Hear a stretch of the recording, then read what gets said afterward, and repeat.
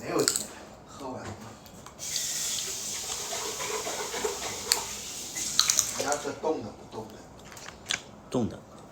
冻的，好的。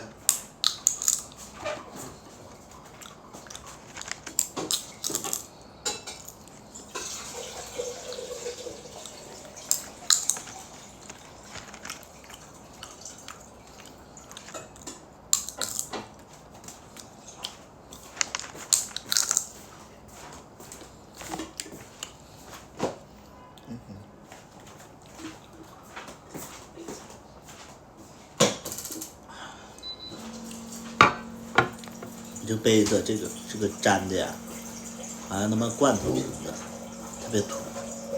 什么东西？这怎么了？特别土。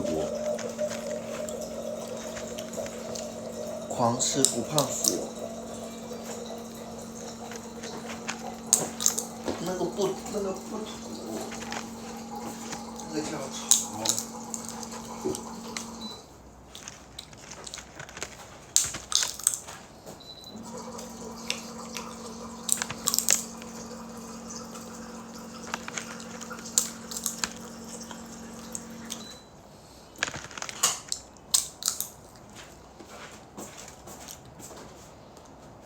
真麻溜。有谁不会嗑个瓜子吗？我不会。你不会？你可以嗑好给我吃吗？这还有一袋呢。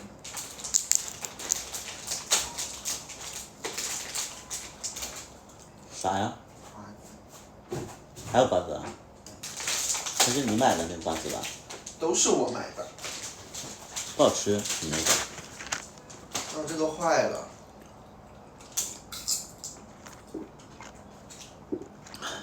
这包坏了。那你吃这个。有点臭了，不要。楼下开了一家那种，我不要，我就吃一个，专门炒瓜子的店。你吃吧，我不吃。你也不要吃太多。我不吃。那个夹子呢？扔了。扔哪了？不知道。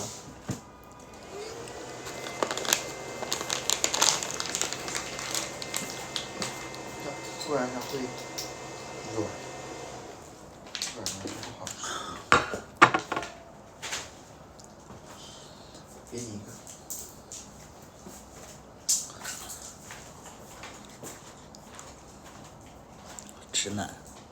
直男滚出去！我是一个不太，就是不想跟直男玩的一个人，滚出去！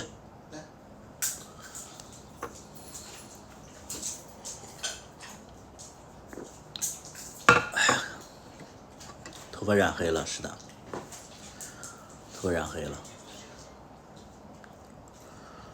染的还不太自然，它这块是不是很不自然？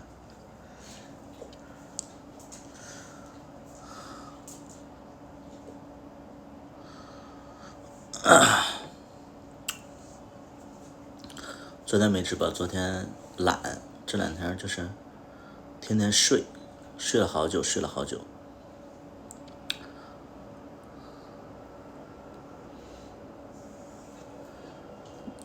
是也经历了直男节没有？我就不喜欢直男啊，就是因为没有经历过直男节，所以不喜欢直男，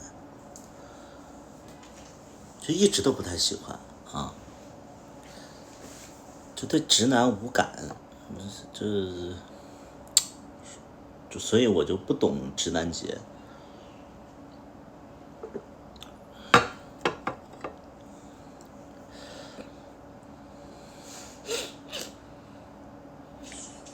昨天一直等没等到你的故事，让他太懒了，就懒，这纯粹是懒。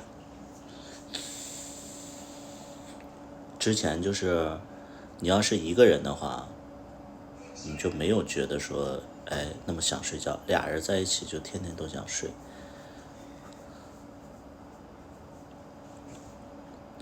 希望主播可以骂醒直男节的宝阿波，啊、喜欢直男的人，我觉得就是骂不行，我觉得骂不行，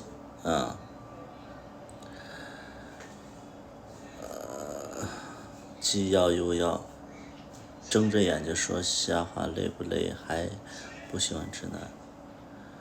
这位朋友，你是这我直播间经常会有一些就是杠精，就像这既要又要什么说我不喜欢直男，我说瞎话，这怎跟瞎话有什么关系呢？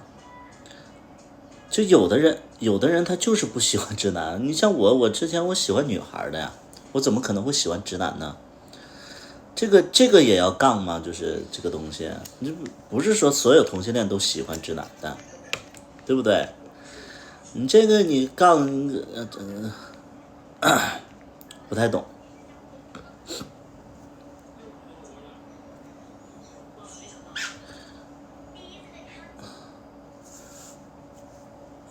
可以骂醒你吗？骂你干什么？你有什么点可以让我骂的？喜欢直男怎么办？我不知道啊，我觉得喜欢直男就是你们是干什么？你们要一个结果是不是？要一个结果。放不下一个人怎么办？你放不下人，你可能你要记住，你放不下的人，你可能很多，你只是你其中的一个，你以后你就是爱而不得的事你多了去了啊。喜欢直男的气味，so 我不太懂，直男有什么气味？直男有什么气味？一股臭味儿一股汗味儿，我喜欢香的跟不一样，每个人不一样，我接受不了那种汗臭味儿就一个 gay，就我喜欢的人，他哪怕就是很 gay，我都不希望他是很直男的那种，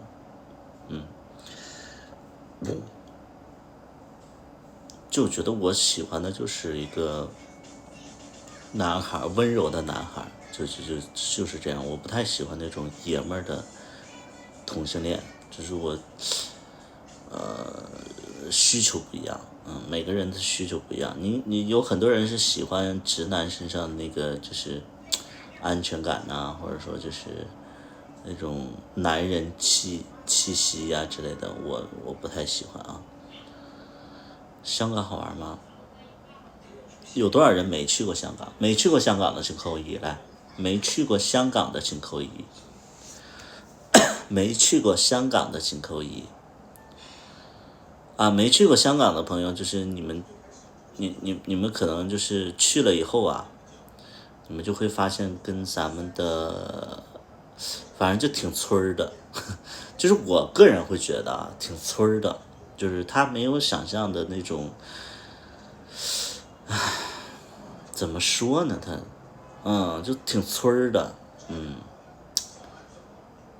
物价很高吧？那你作为观光客来讲的话，高你也花不了多少钱，就是你去过了，你就会觉得好村儿。可以支付宝吗？坐交通是可以支付宝的，坐交通是可以支付宝的。至于买东西，我不知道，买东西都是我用了一些现金，因为之前我不是开酒吧嘛，有一些香港的顾客就拿香港币付钱，然后我手里就有一些香港的钱，港币，所以我不知道就是可不可以用支付宝，应该是可以，我觉得对，我觉得，现在我觉得只要有中国人的地方，我觉得都好说呀，对吧？图图的酒吧还做吗？没再做了。刚才 Chris 说我很霸道，我不是很霸道，我是就是我是一个比较清楚自己心里想要什么的就是一个人啊，你心里想要什么，其实我就会反复的去思考啊，总结。所以就是我真的我，因为你们知道吗？就是我因为演了那个灵，我其实经常会遇到一些就是想跟我交往，但是很霸道的人，我跟他们接触我不行的，就我就能感觉到，但是他们可能就会觉得我很奇怪，就是明明我演了灵或者怎么样的，就是还接受不了，就是他们之类，他们会觉得说他们跟我很般配，但是我心里其实更喜欢那种奶奶的那种啊。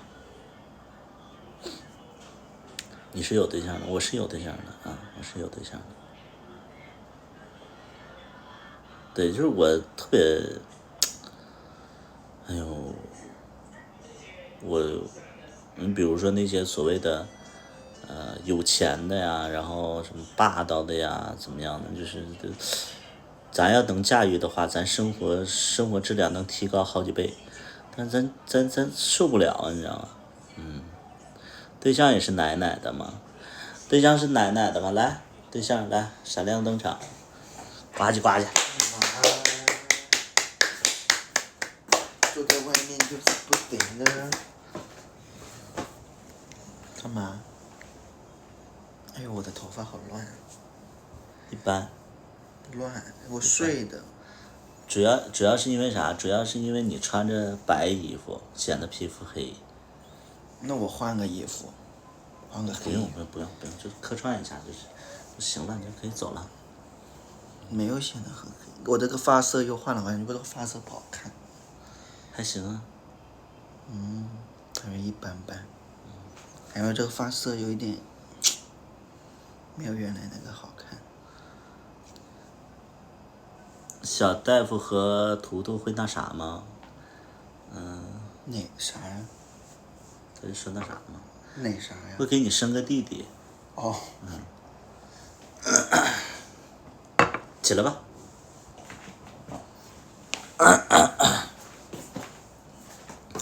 双胞胎哪里像呢？他戴眼镜，我不戴眼镜。那我也配不配？搞个我们俩吃个月饼。对象是大夫吗？他不是大夫。我已经不做大夫好多年。他本身他也不是大夫。我本身是大夫。屁嘞！现在对外说在医院工作，其实他不是大夫。我是大夫。他是护士。因为我在外边，我跟我家小大夫，然后他说你跟那个小护士在一起了。小护士说那个小护士天天照顾我。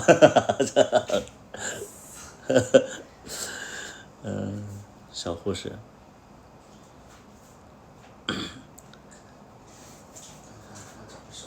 就喜欢护士。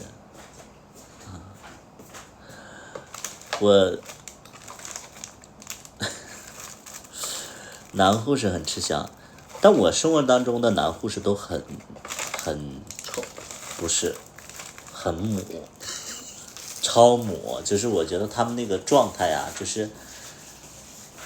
就真的很母。我认识的几个男护士都还好。就有一个比较母，但其他都还好，但有一个长得还挺好看。男护士一般都很母的，一般一般都很母的，就是也有不母的啊。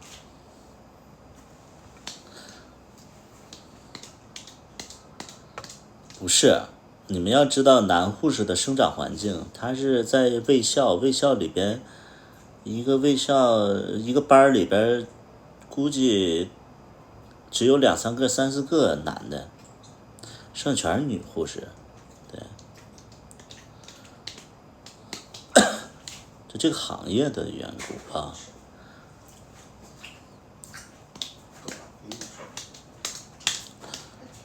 熊护士不母，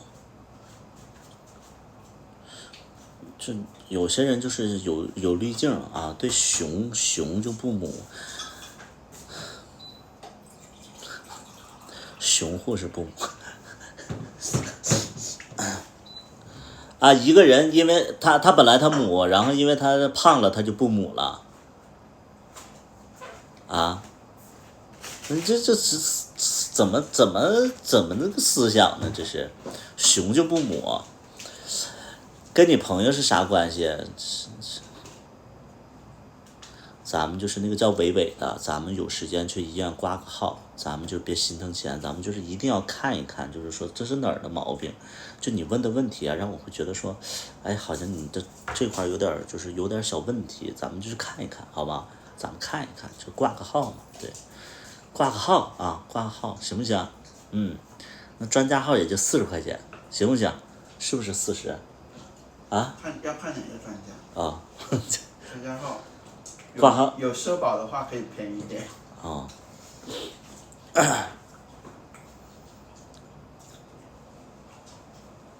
咱们就是有一些朋友，就是你的那个表达我有点不太懂，你跟你朋友是什么关系？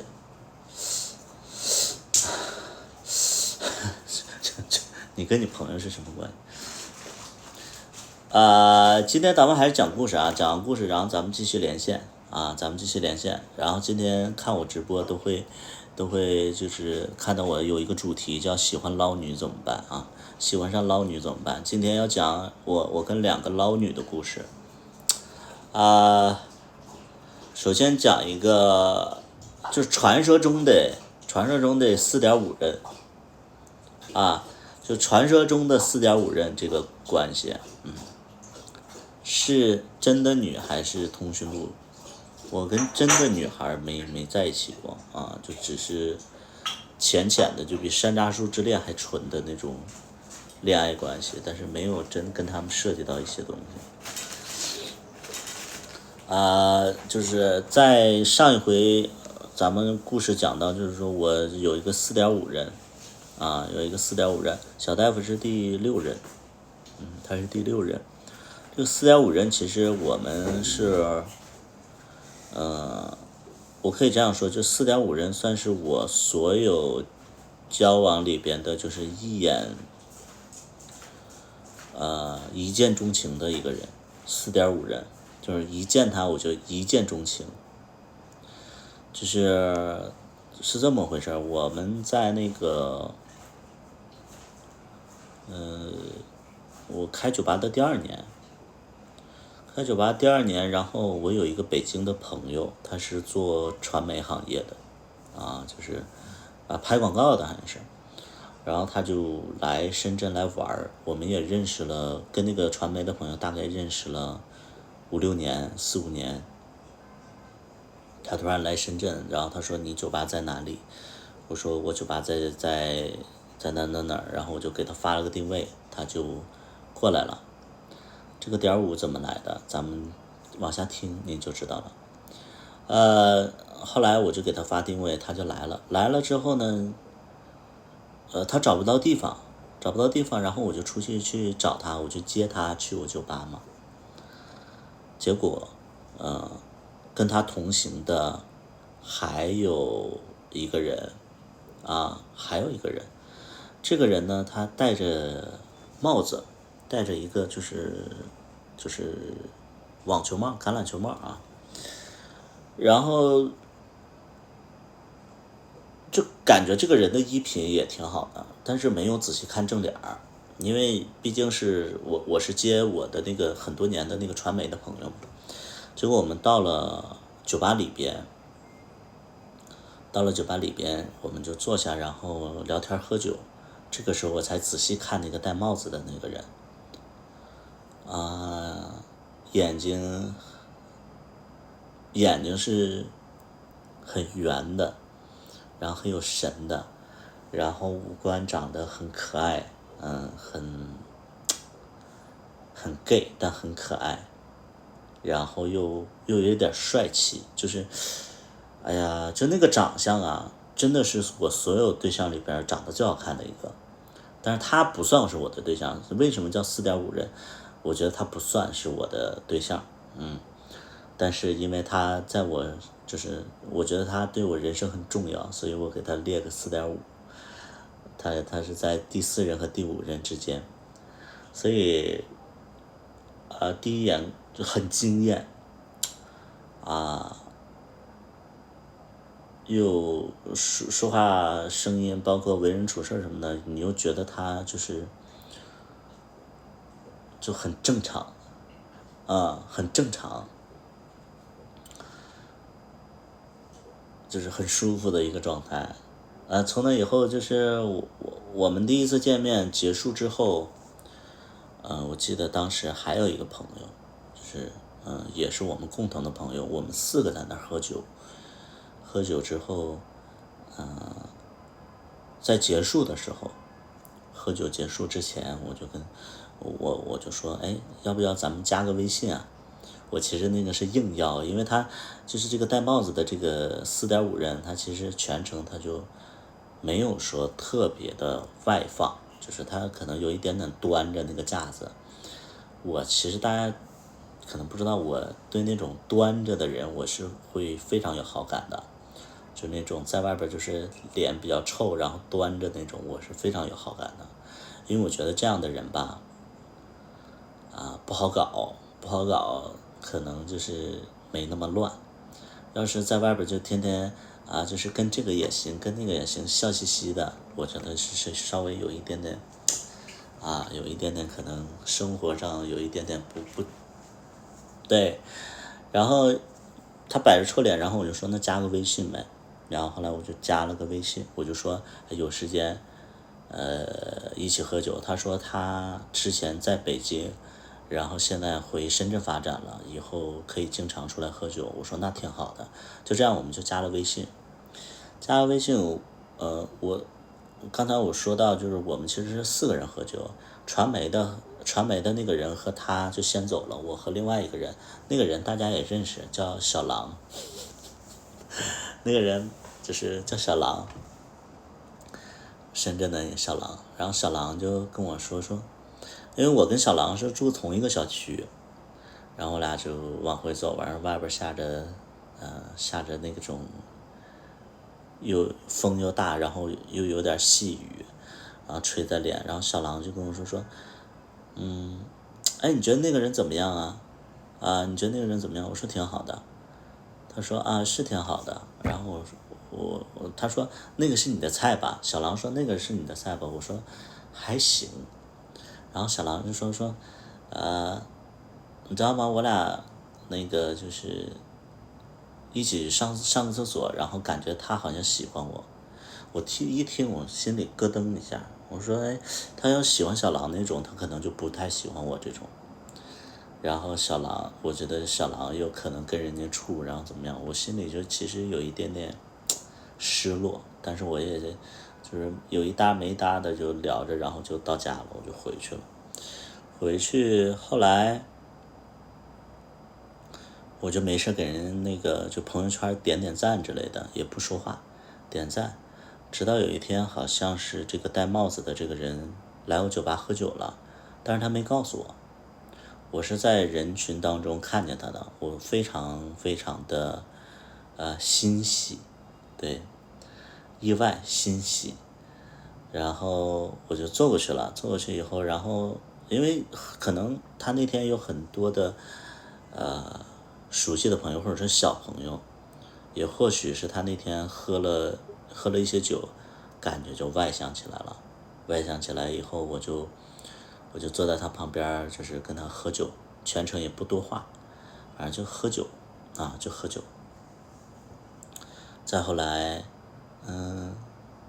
就通过那一次，然后我就开始跟他有一些互动了，在微信上有一些互动，我就开始约他喝酒。但是他没有那么好约，就是可能他这一次他恰好想喝他就喝，他不喝他就不喝。后来大家也听我讲过，就是就是我前2天讲的就是他就是那个小孩和他对象的故事。然后突然有一天他也又是来了，然后正好就是他那个小孩的对象在那块等我。然后我觉得他有点喝多了，而且他跟他对象因为我有一点点就是要分手，所以我就躲开了，我就故意跑那个这个戴帽子的这个人身边去了，然后就跟他喝酒，我就觉得看到他的外放了，看到他的外向了，然后他一直在摇骰子喝酒，一直都没有太深的接触。再后来，我去了一个live house，然后我知道他很喜欢唱歌，他很喜欢周杰伦。然后那个 live house 里边有一个人经常会唱周杰伦的一首歌叫《晴天》，我去过几次，我觉得唱的还不错。然后我就突然有一天，我就约这个戴帽子的这个，我就说，我知道有一家 live house 唱的还不错，我说我能约你出去喝点酒吗？听听歌之类的。没想到他就同意了。同意了，我其实有点懵的，但是同意了，那我们就去了。去了，那是我们真正单独第一次喝酒，俩人坐在一起，其实有点尴尬。我只能通过消费来表达我就是没有那么尴尬，因为我去过几次，然后里边充值了，所以我到那儿就有一种就是有钱人的那种做派，到那儿一坐，然后点了点酒，然后就跟他一起聊天、吃东西、听歌，然后就聊他的过去，聊他在北京的一些事儿，因为我也在北京过，对，他也在北京过，然后他有一个好姐妹曾经追过我，反正就聊了很多聊了很多。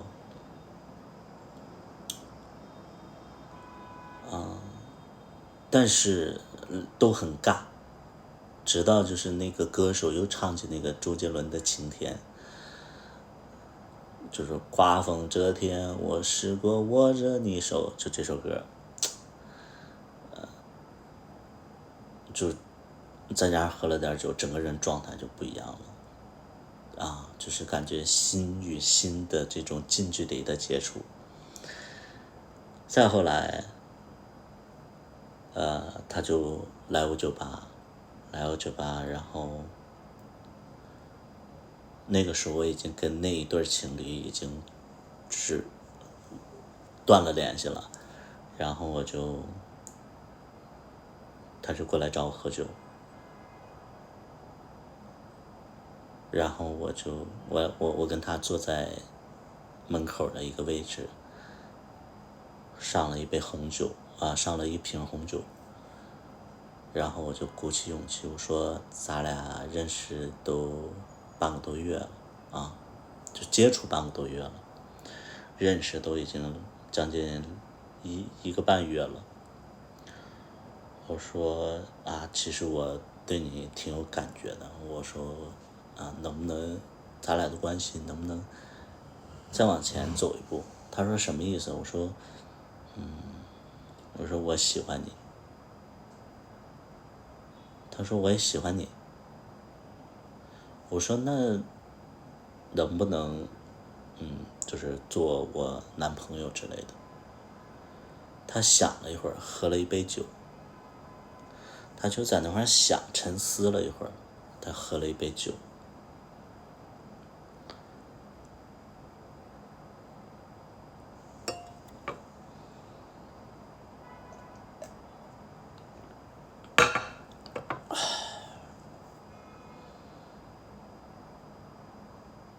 好啊，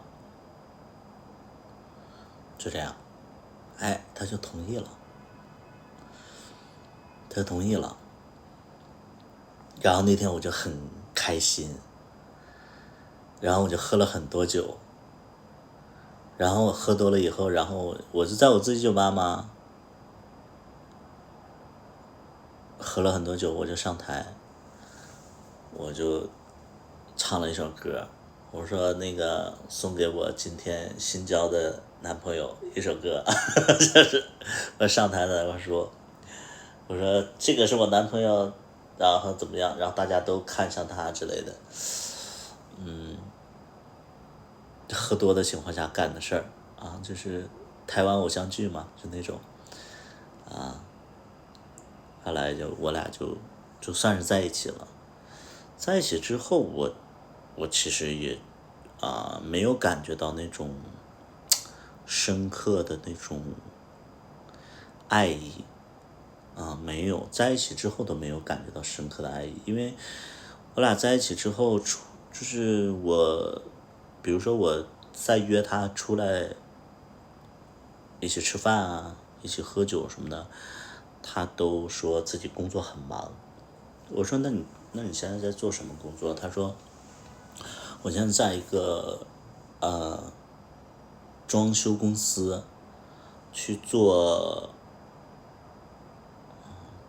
就是报价或者销售，就反正就是装修公司，然后人家咨询，然后好像就做销售之类的。然后他说一个月能赚3万多块钱，然后但是平时呢就是下班就是有一点点晚，但是他那段时间他还在努力的减肥。我说那你看着也不肥啊，因为我们一直没有身体接触。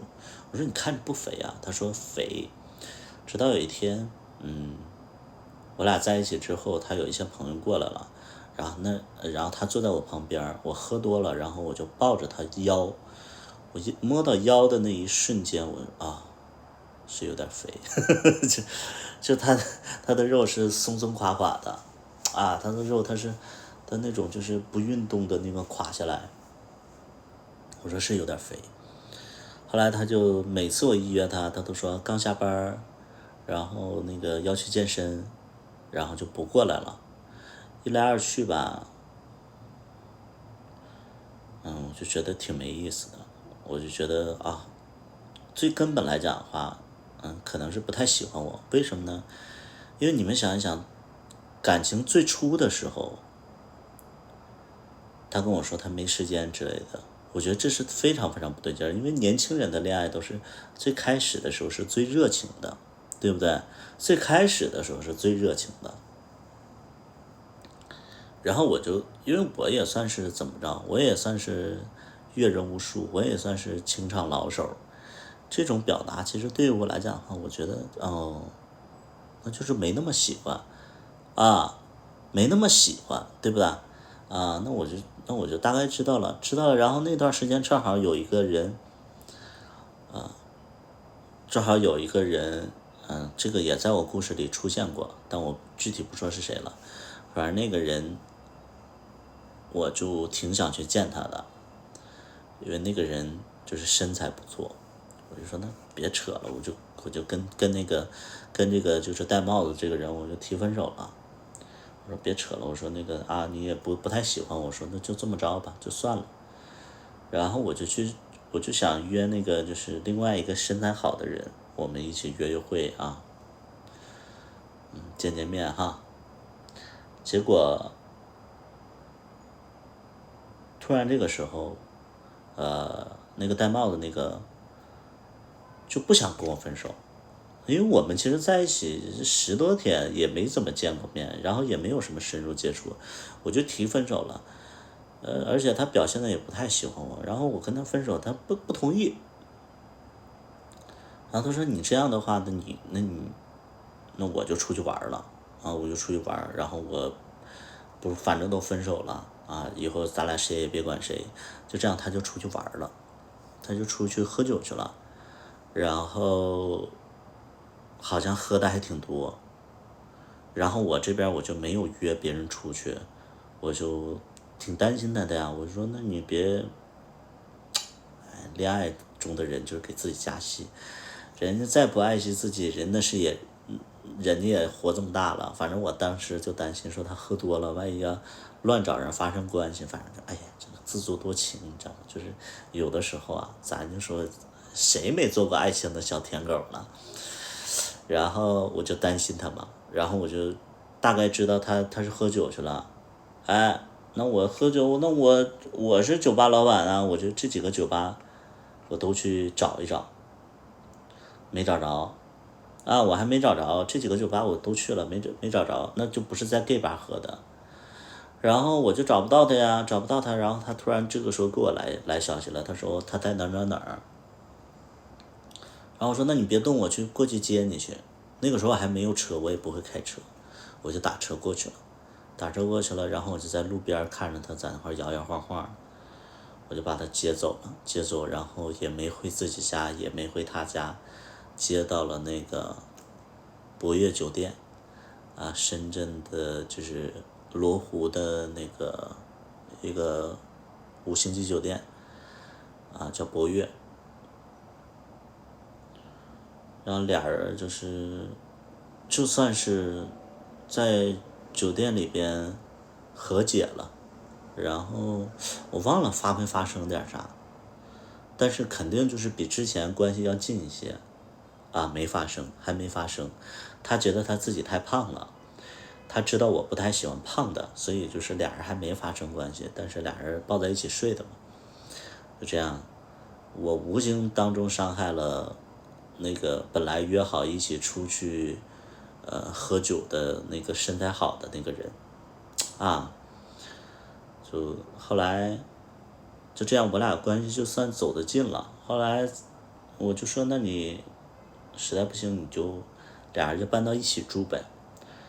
这样他在我的要求之下，俩人就搬到一起住了。但是偶尔他也会回他自己住的地方。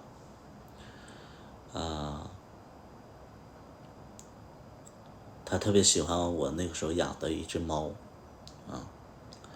再后来，因为我是恋爱脑，然后在当时来讲的话，可能又思想压力没有那么大，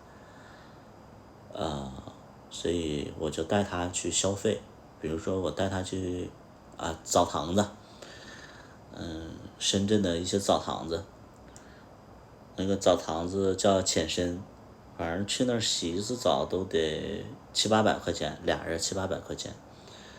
到那里边，如果说再去按个摩呀，搓个澡啊，可能就是上千块的那种。然后我就带他去了，因为我觉得那个地方挺好的。后来我就去了一次，然后他感觉他还挺喜欢的，我就给他充了1万块钱的会员卡。我就说那你要是喜欢这儿的话，咱就充1万块钱，以后也经常会来。就这样就给他充了1万块钱会员卡。后来我就带他去买衣服，万象城嘛，万象城他还好，他没有选那种就是我的意思就是买什么 LV 啊什么的这些东西，反正是买衣服嘛，也无所谓。完了他没有选 LV 这种1线，他选的是那个2线，2线就是什么Kenzo 啊，然后华伦天奴这种是属于2线，所以2线来讲的话就没有那么贵没有那么贵，不是拿钱砸的。什么叫拿钱砸呢？拿钱砸是没确定关系的时候你拿钱，这叫砸；确定关系以后，这叫爱，这叫对他好你们能懂吗？就是你们说的话一点都不标准就是你们说的话就是不准确。砸是没确定之前，那叫砸对，一看你就没被砸过来，我们继续往下讲舔狗，对，舔狗。后来买衣服吗？买衣服，然后就1万1万的买，买了点衣服。再后来就是我们出去吃饭什么的，也是包括我们去喝酒我就带着他，我就愿意带着他去见，就是带着他去领略就是深圳的一些 gay 吧。然后我记得有一次我就带着他去了一个老头吧，因为我们酒吧那段时间疫情开不了业，但是那些老头吧偷着营业这个是行业的内幕吗？就有的有的老头吧，他可能不在乎那个相关部门，因为疫情嘛，我们得响应国家号召就不营业嘛，特别是娱乐场合。但是有些老头吧不怕，他们就是那个偷着营业。我们没地方去啊，就去老头吧。然后那里边有一些朋友在那边，他就跟我朋友就在那块喝酒，喝得鸡头白脸的。因为他后来我才发现，他喝酒他有点喝多了，然后摇骰子，只要他输的话，他就必须得把他摇到吐为止，要不然他就不认输的那种。然后我就拉他回家，他也不回去。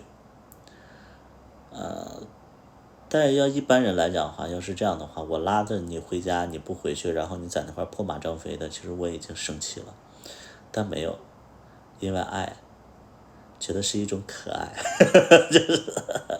是一种可爱，然后就是把他哄回家了。把他哄回家了以后，后来就紧接着就是到了那个就是那段时间我酒吧营不了业，然后我的员工给我接了一个汕头的活，因为我那个时候还是有点人气嘛，然后汕头的一个酒吧要做活动，然后要请歌手，就把我请过去了，然后我就带着他一起去汕头去商演了2天，然后俩人就一起过去的，体验赶通告的感觉，他就像个小助理一样，然后就在前在后忙着，然后帮我挡酒之类的，就挺美好的，挺美好的，都感觉成幸福了后来我们在那次就是商演过程当中，我们才发生第一次关系，也不太和谐，因为他太胖了。我其实对胖的人就是在性这一块就是没有那么愉悦，对，没有那么愉悦。所以你有的人说我喜欢熊，我真的不喜欢熊，哎呀，真的不喜欢熊。图图竟然还有商演，那个混世魔王，那个叫混世魔王的，你能不能滚出去？我都忍你很久了，你说话跟那个酸菜缸似的，你不会说话，你把嘴闭上，你把你那坑闭上。我就真的忍不了这个混世魔王，你说了左一句右一句，我都不惜搭理你。你这个人他妈不会说话，你多大年纪啊你？你是不是你多大年纪啊？你没事你让你爹妈就重造一个吧，趁你爹妈还年轻把你掐死，然后再给你生个弟弟，对不对？你这个你说话你真的你不知道你嘴有多臭吗？孩子，我都忍你很久了，你叫什么？你这个人你是不自知吗？你非得别人骂你身上你这个人你是哪根弦搭错了？你是就是我在这块讲故事，左一句右一句在那块说那些没用的话，你是傻逼吗？你是精神不太好吗？我真的好奇啊，我也好奇问一句，你是哪儿有问题吗？你是不是，我就真的能不能滚出去？我的直播就左一句右一句，左一句右一句的，你是真的在挑战我吗？你是就是没见过你这么不会说话的，你这反反复复5、6句在这块惹着我都没心搭理你。你是有毛病吗你？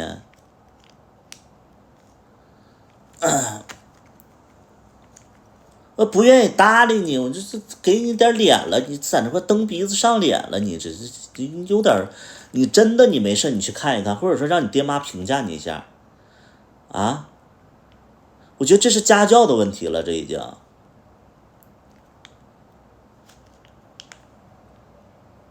好，我们继续往下讲就是你真的，我就说你这个，咱们就是有一些孩子吧，就死不死，你死远点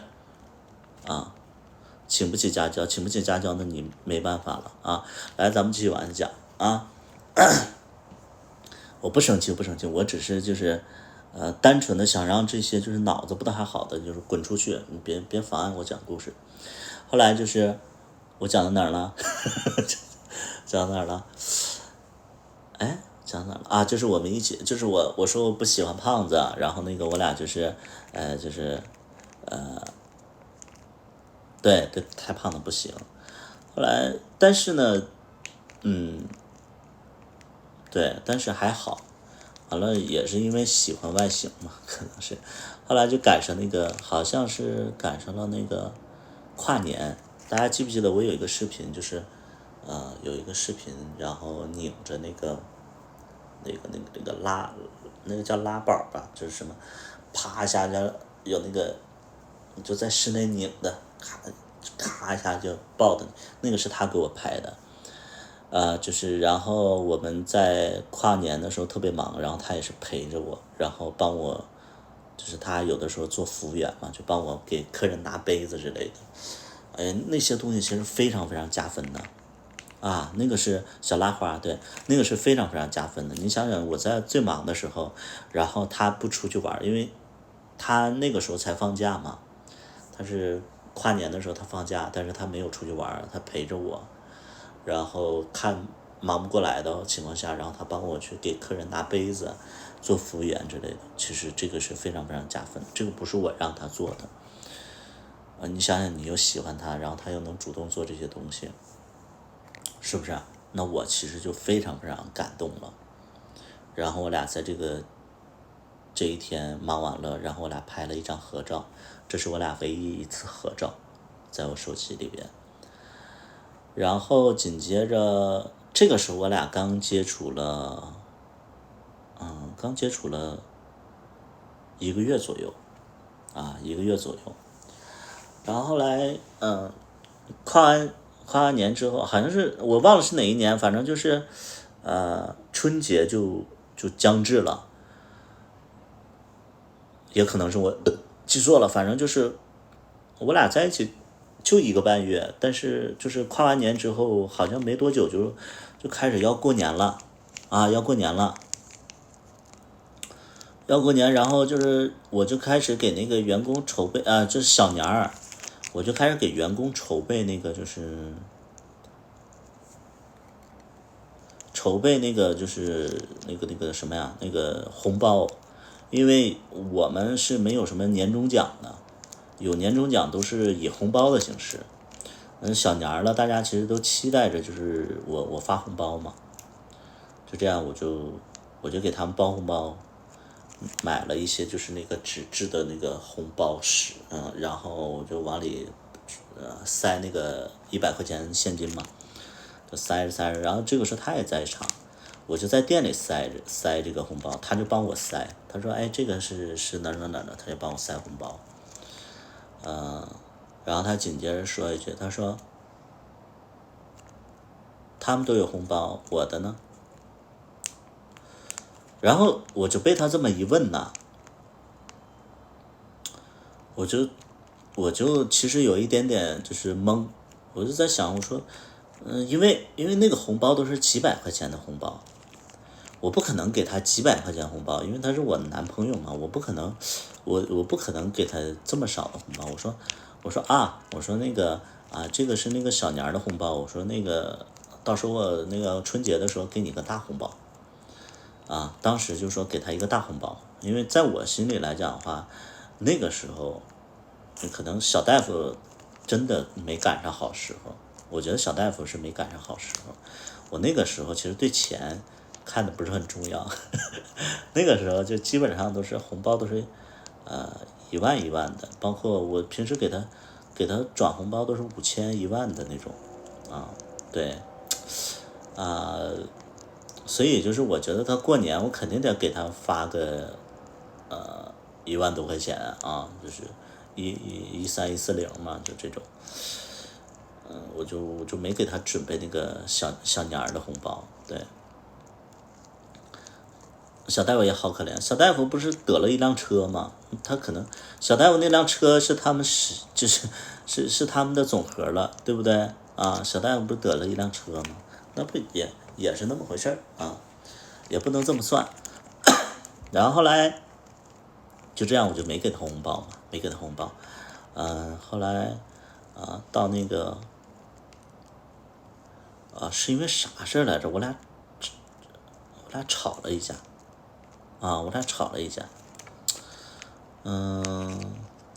忘了是啥事了，我俩就吵了一架，他就跟我道歉他就好像跟我道歉，是太久了，我也记不起来了，因为啥事儿我忘了。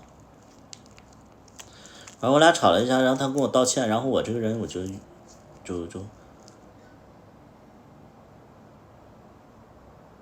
原谅了。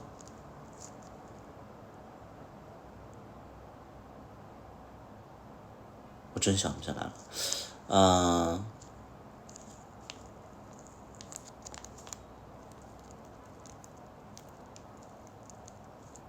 忘了是啥事儿了，反正就吵架了，然后我就原谅了。原谅之后，他就又跟我说，他说，对，就不好的事儿嘛。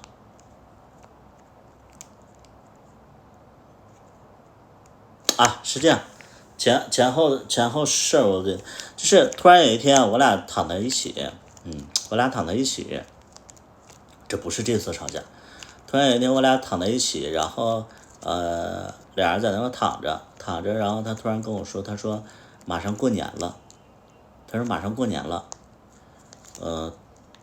就是他要给家里拿点钱过年，但是他这边呢没那么多钱，想找我借3万块钱，是这么个事儿就是我俩躺在床上，他毫无征兆的他就跟我说，他说老公，他说马上过年了，回家然后要给家里钱，现在手里没那么多钱，找我借3万块钱，毫无征兆的。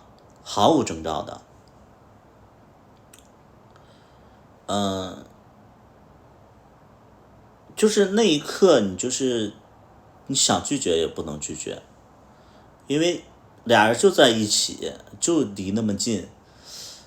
他就找我借3万块钱，我就说我心里就是有一点点懵，但是我就说那好，我等会儿转给你。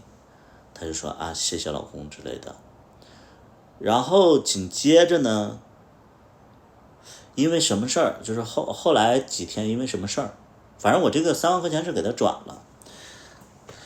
然后紧接着因为什么事儿，我俩就吵了一架，然后他就跟我道歉了以后道歉了以后呢，我就原谅他了。原谅之后呢，他紧接着他就坐起来，他说我原谅他之后，他坐起来，他就说那可以给我红包了吧？就这样。具体因为什么事我吵的我真忘了，但是我就记得他在那块让我原谅他以后，然后我就原谅了。原谅以后他坐起来，他说那你可以给我红包了吧？我心里就很别扭。我别扭的点是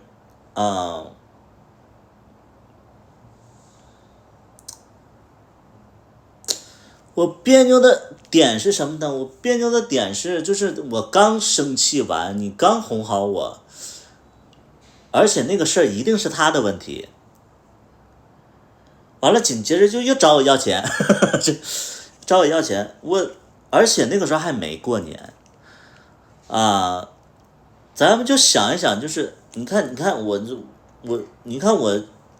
转红包我都是5000给他转，然后他又找我借了3万块钱，然后就是买衣服咱们也没手软过好像那个时候我每个月还给他1万块钱生活费，反正就是我就忘了，忘了到底给他花了多少钱，反正就是我觉得过年又没过，对吧？你年又没过，你要就是过年那天我还会给你转1万多块钱的，就是你们能懂吗？就是过年那天我给他转1万块钱，我觉得都可以。那你没过年之前，他好像是正月25、26左右又找我要红包，那你说我今天给完，我过年给不给？而且是我刚生气完，你说你就是要红包，你也等我这个事儿过一过的，而且你前1-2天你还刚从我这拿了3万块钱，你说借的，对吧？我就心里不爽，完了，我就说啊，等过年的，但是紧接着他说好吧，然后他就躺在旁边看了一会儿电视，我其实心里就翻江倒海，那个思绪翻江倒海，不是身体啊，思绪翻江倒海，然后他就看会儿电视，他就睡着了，然后他就打呼噜，然后我就内心特别乱，我觉得说，哎，他不是工资还有3万多吗？他这个钱是干什么用了？而且我觉得这个完完全全就是，这个有点捞啊！这个咱们就说实在的，咱们这么多年接触这个同性恋，咱们接触了好多好多。你说有长得好看的、身材好的、捞不捞的，咱们都接触过。这一看，咱们就是定性了，咱们这一定是捞女。捞女，我就寻思，我就说这个，哎呀，算了，不跟他处了，我就决定了不跟他处了。然后，但是呢，他就中途就醒了，醒了之后，然后他就抱我，他说：“老公睡觉啊。”我说：“不睡了。”我说我去，我等一会儿还有事儿。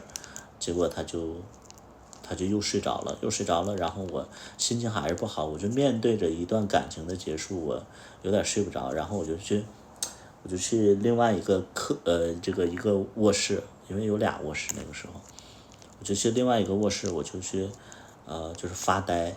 这个时候就是早上他醒了，之后他看着我，他说你怎么不睡觉啊？我说我先不睡了。他说你生气了吗？我说没生气。我说你让我静一会儿。就这样，就一句话，然后他就开始洗漱、刷牙、洗脸嘛。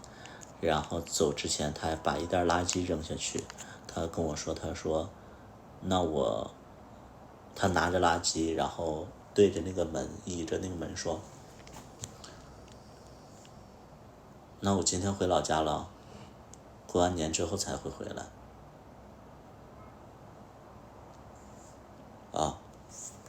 好，就这样，那一天他说他回老家了，紧接着我们整个过年都没有联系，我就一直沉浸在这个不安的情绪里边。然后过完年之后，他也没联系我，是我自己绷不住了。你舔狗到最后嘛，还是自己绷不住了，绷不住以后，我就说，我说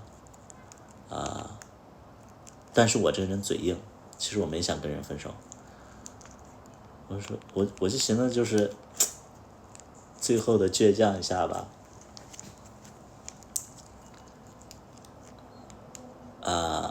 我还是想了想，咱俩不太合适，要不咱俩分了吧。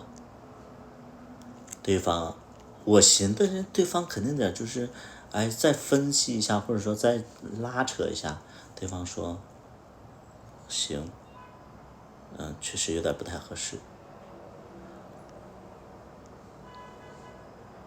然后我就倔强，我就说行吧，那就不合适，那就不合适呗，不合适呢，我就说是，我就在那块磨磨丢丢，就是人家决绝了，然后自己有一点放不下，然后我就在那说这个就是我说其实我有点生气了。他说我看出来了，他都没想问说我为什么生气，就是他说，我说其实这个过程我有点生气我感觉到了。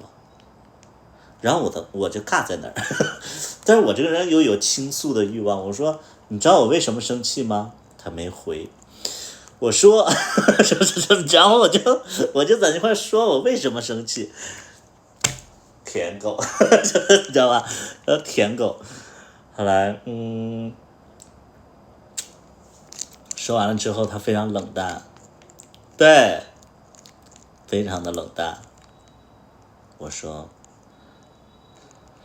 行啊，分手就分手吧。我说那个钱，我就不要了，那个钱你留着健身吧，就这样，以后别联系了。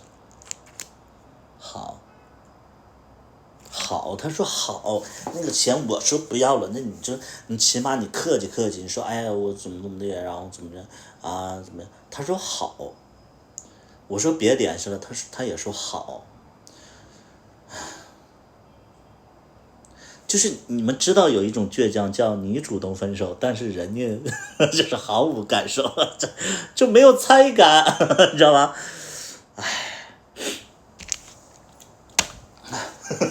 就是哎呀，你想拉扯一下，人家就压根儿他妈都不拉，你知道吧？后来我就安慰自己啊，对啊，我就安慰自己，我就说，挺完整的，对，挺完整的，我说挺完整的，我说哎呀，就没想到，我还感叹呢，我就说，哎呀，没想到我32岁的时候还会，为了感情倒贴，我说已经很久没有这种感觉了，也不错啊，也不错，你知道吧？就是那种，反正就是自己在分析嘛，然后身边的朋友说，哎，你对象呢？我说分了，他们说别闹，我说真分了，他说感觉你非常喜欢他呀，我说哎呀，有一种爱叫及时止损，反正就是我当时虽然说非常非常难受。但是我特别理性的告诉我自己，我说这段感情啊，结束是对的，及时止损，就是你要相信所有的感受，无论说是你误会的还是你没误会的，都是他想传递给你的。那你自己，你又是这个年纪，你又接触了一些人和事儿，你对很多事情你有自己的见解，你按照你自己的心意去评判一些事儿就可以了，别自作多情的说，你别怕误会别人，错失了一些东西，这个不会错失，因为两个人的事儿，你自己是明确能感觉到的他对你怎么样，这个是明确能感觉到。后来我就特别洒脱的，我再也没跟他联系很多人都说，哎，你第一次见百里这样确实他就是我确实挺喜欢他的，其实大鹏长得很像他，就是我第一次见大鹏的时候，我以为是他，因为大鹏跟他有60%-70%像，对，跟大鹏有60%-70%像，然后我看见大鹏那一瞬间，我其实是非常非常就是喜欢大鹏的，对对，所以就是就因为这个事儿还跟大鹏在一起的后来我们说后来我其实跟那个4.5人结束之后，就是一个捞女结束之后，中间我去了一次成都，大概4、5月份去了一次成都，然后我就听说他也在成都，我就问那个，就是因为我们身边的朋友都是有一些共同的朋友嘛，因为他们合照里边就会有他，我就说哎，他去成都了，他说对啊，他3月份来的，2月份来的2月份还是3月份来的，然后我这么一算，就是跟我分手之后，他就去成都发展了然后我身边的人就跟我分析说，他可能去成都的钱都是你出的。我身边有一些就是贱人就跟我分析，他说他去成都的钱都是你出的。我说那没什么呀，我说那个怎么样，没什么。然后紧接着，然后我心里挺难过的，对，挺难过的。然后后来有一次，我就去了那个，就是大家还记不记得我给他办了一个就是浅深的那个洗浴的卡，充了1万多块钱嘛。然后有一次大概6月份左右，然后就是离这个事儿已经将近半年左右了，3、4个月以后，我就去这个浅深去玩去了，然后跟几个朋友过去的。然后我寻思买单的时候，我实在不行我就把单买了呗，把单买了，然后我就寻思，哎，或许他那个卡还在，我就说，我在你这充了一个卡，然后我就说这个查这个电话号码应该能查到，结果他就就是那个客服人员就查了之后他说，先生您这个卡已经转到成都那边去了。然后我就说我说什么时候转的？他说3月份转的。就是后来我就心里就在想，我说你跟我，哎呀，这个卡你都要转到成都去用，我就说，哎呀，这个卡你都不留我，你说吧，哎呀妈呀，这，你去成都发展，你把这个卡也转走了，好像它确实是全国连锁的。哎呀，就这个，就这个还挺意外的。你说你这个卡1万多块钱，他都没忘了转，对吧？我说，哎，行吧。哎呀，咱就说这爱上老女怎么办？爱上老女就自认倒霉，然后及时止损，这就是我的结论。及时止损及时止损，自认倒霉咱们就是以后就是不做爱情的傀儡。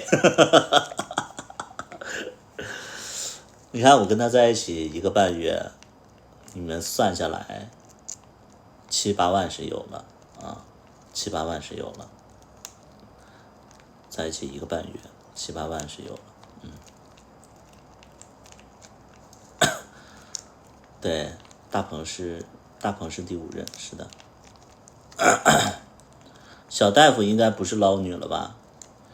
他可能是捞女，但是他捞的那个就是他的本事有点浅，就是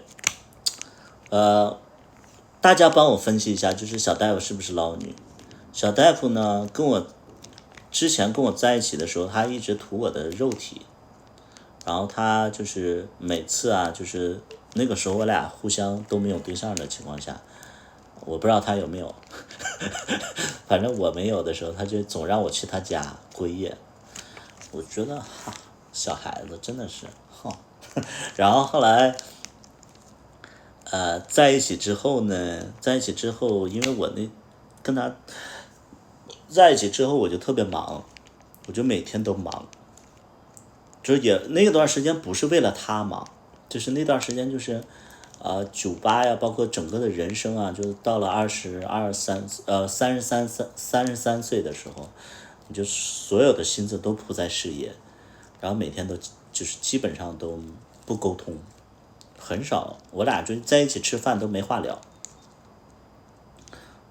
就是吃饭也不像就是说，我觉得大鹏那个时候我还给大鹏转点红包，什么就是上千的红包，到他这儿就基本上就好像没过1000过，就都是500、520这种，然后包括吃饭也是俩人不沟通，就没什么话聊，然后也不觉得怎么样，经常都是我喝多了他伺候我侍寝，就每天都是这种状态，直到在一起1年之后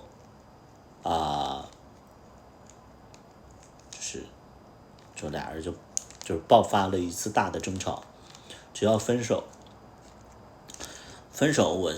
我分手的时候，而且那段时间好像是我酒吧也不打算做了，好像就是那个酒吧不打算做了，反正整个的一个状态就是自己特别不好的时候，然后我俩就提分手了。提分手之后，咱舍不得人家，跟人在一起1年左右的时间，他已经融入到了我的生活里边，或者说就是也没有觉得他多重要，但是就突然就意识到，哎，好像在一起1年多了，而且还挺难忘的，就是挺难舍的。后来我就是说，哎，我其实挺愧疚他的，但是我其实那1年对他几乎没有什么关心和没有什么付出，所以他跟我分手的决心就如同现在正在上映的一个部电影叫《出走的决心》就是他就很想跟我分手，我觉得他是真的想跟我分手了。后来我就觉得挺亏欠的，我就跟他谈条件，我说你要不跟我分手的话以后家里的钱都归你管然后这俩人在谈条件，我说以后的钱都归你管，我说以后咱们有条件给你买车买房，他就说那个他就攒块就是说那你每个月能给我是让我管多少钱，好像是这么一句话我说哎呀，那不就是只要咱俩不分手，就什么好像就是那个就当你的就当你的彩礼钱之类的，我就给他 PUA 他嘛，就给他画大饼。后来我就说那我给你买辆车吧，我说那你跟我在一起1年，我说那帮人呢1个月我都给个18000的，你赶这个时候不是好时候，我说这1年爱情没给你，物质也没给你，我说咱1年汇个总，我说这个咱们就买一辆车，我说你天天跑上跑下的，跑左跑右的，他每天上班他在我这边住上班挺远的，他大概坐地铁得两个小时左右。然后我说那我给你买辆车吧。前一段时间因为他驾照一直没考下来，我就一直监督他考驾照嘛。然后考完驾照我也觉得应该给他买辆车，这不吵架了吗？我就寻思买车这个事儿咱们往前推一下进程。其实我给大家分析一下小大夫他其实就是觉得说那你跟我复合的话你得对我好，不能像之前那样了，所以我就直接就给他买一辆车，也正中他下怀。你这小朋友他有一些就是有一些小心思的。完了我就说那我说那买一个什么车呀？买一个就是10多万的车我说买一个10多万的车，10多万的车吧，咱们就是我就一次性付完了就是反正就个代步车，10多万车完了你没有什么压力，我就直接送你一辆，就哪怕就咱俩分手以后我这个都不会要的，因为我会觉得说人家跟我在一起1年了嘛，而且我也挺愧疚的。我说那我给你买个10多万车，结果我俩就去看车了嘛，看车看了一个18万的那个小鹏 G6， 这小丫头片子18万的看不上，看了以后就是各种就是就是这个车就是不吱声，我就说这个车挺好的18万，我说那我给你付了就完事了呗，不同意，他也没明说怎么回事，我说这怎么了，然后他就一直让我看 G9 你知道吧，让我看 G9， 就在旁边，我说这个 G9， 我说哎呀，我说我心里想的是什么，我说你买个30万的车，我说实在话我也只能付10多万，付10多万之后，那你说你要贷款呢？他就说他贷款，就这样，在他的威逼利用之下，咱们买了30万的，就是其实你要是我就说小大夫吧，他没长心眼的，他要稍微长点心眼子。你想想那个车G9 的话是18万加上落地整个19万左右，这个19万那肯定就是我出了呗，他没心眼的呀，他非得买个30万的车，30万车我出了15万还是16万，这不就少出2万吗？而且他自己也背着贷款，所以就是综合下来，我觉得小大夫有点小心思，但不多但不多就是咱们不就是他其实他脑子转不过来的对他脑子转不过来的。那你说到最后他还了很多个月的贷款，我就说实在话，就是有一些小朋友啊，你们现在啊，就是别人就是我跟大家说真实话啊，我是跟大家说真实的话，孩子们，就有你们这些小朋友们，有点姿色的小朋友们，就如果说有一个比你年长一点的，他为你付出一点，我觉得这没问题，因为年长的人确实比你们多的就是存款和一身的病，他们对你好一点你可以接受，但是你们要清楚一点，就是别人给你的就是别人给你的，你们要知道，就是买车这件事情，哪怕这个车写的是你的名，只要付款方是他，这个车从法律角度来讲的话，这个车如果说你俩闹到最后的话，这个车是归他的，这个车是归他的，不是归你这个小朋友的。就是法院会看的是什么？就是谁付的款啊。所以说你们要知道一点，就是说什么呢？如果说真闹掰了，人家给你的你可以还他，但你帮人还的贷款，你比如说你这个事儿，人家给你花15万，你千万不要花30万去买一个东西，能明白吗？你花30万，你自己要去还这个贷款的，这个不是谁帮你还的，是你自己还的。能明白吗？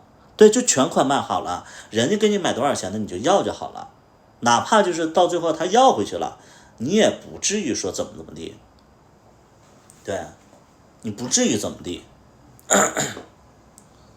签赠与合同啊，宝宝们，我说句实在话，你们说签赠与合同这件事情，你们可能觉得无所谓啊，你们可能觉得无所谓。但是给你买的那个人，他不会觉得无所谓。为什么呢？因为首先人家是送给你的，对，人家是送给你的。第二点，你还要要求别人就标注什么赠与合同。你是拿别人怎么地了吗？你是觉得你自己很牛逼吗？咱们有一些人说的那些话呀，就是完全没有脑子。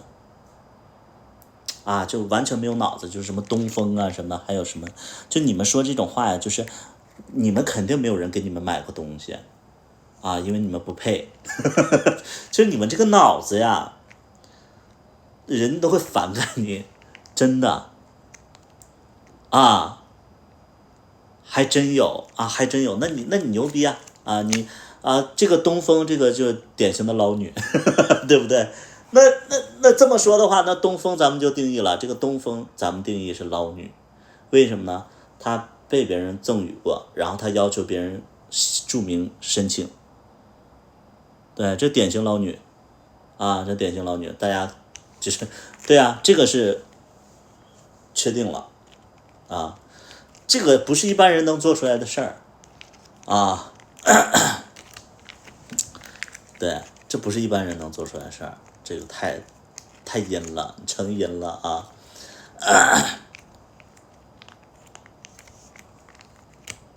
对，随便那个叫东风再吹啊，东风再吹，加油，继续这么做啊，继续这么做。如果分了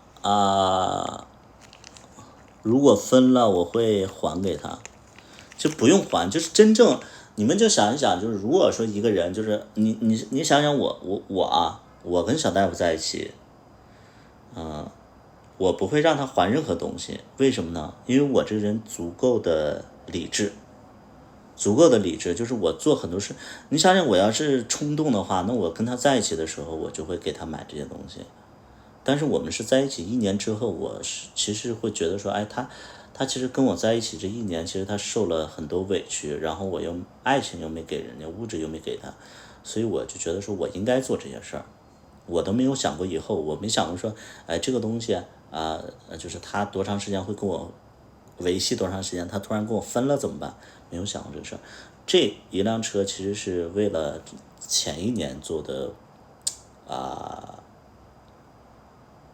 为他做的一些补偿，就是这样的，所以就是你们也清晰的记得一点，就是别人送过你的东西，如果说你没有做什么对不起他的事儿，或者说欺骗的事儿，我觉得一般人都不会要的。对，一般人都不会要的，除非你把人惹急了。除非你把别人惹急了。ENTP， 我是 ENTP， 不是 ENTJ ENTP， 所以就是可惜卖掉了，其实也不可惜因为我们的人生进入了下一个阶段。这些东西我不方便跟大家聊，因为毕竟两个人在一起生活是两个人有一些规划的就是我俩在一起生活肯定是我俩有一些规划。有一些规划是什么呢？就是我们步入了人生的下一个阶段，下一个阶段就是我们尽量让自己的贷款，特别是他的贷款能少一点。因为接下来的经济情况其实是一个比较动荡的一个情况，然后他的工作又没有什么太大的一个晋升空间，可能主要的还是我在支撑，所以我们尽量减少他的一些支出，然后我们一起去度过起码这2年的一个状态2年的状态段位更高，处久了才开始买车，是的，他用他自身去获得的，这不是说他要的，他不要，他没要。他有换工作吗？跟这个换工作没关系，我这个具体我不去过多说了就是我们会有人生下一步的规划有一个下一步的规划他值得。现在不是车也没了，完了天天还跟我在一起了，对不对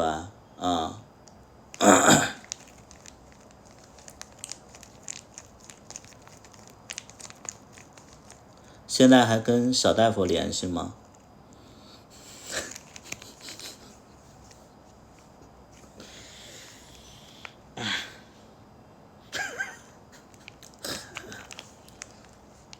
还联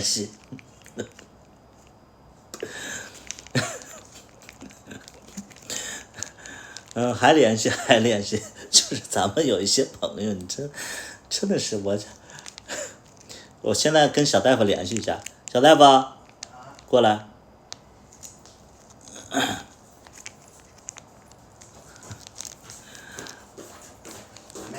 点个外卖，饿了，你不疯狂完了过了。不爱吃嘛，不爱吃咱就不吃，就骂开。太吓人了，你起来点，我要讲第二个故事，不能让你知道我对其他人之前那么好。我里面听得到。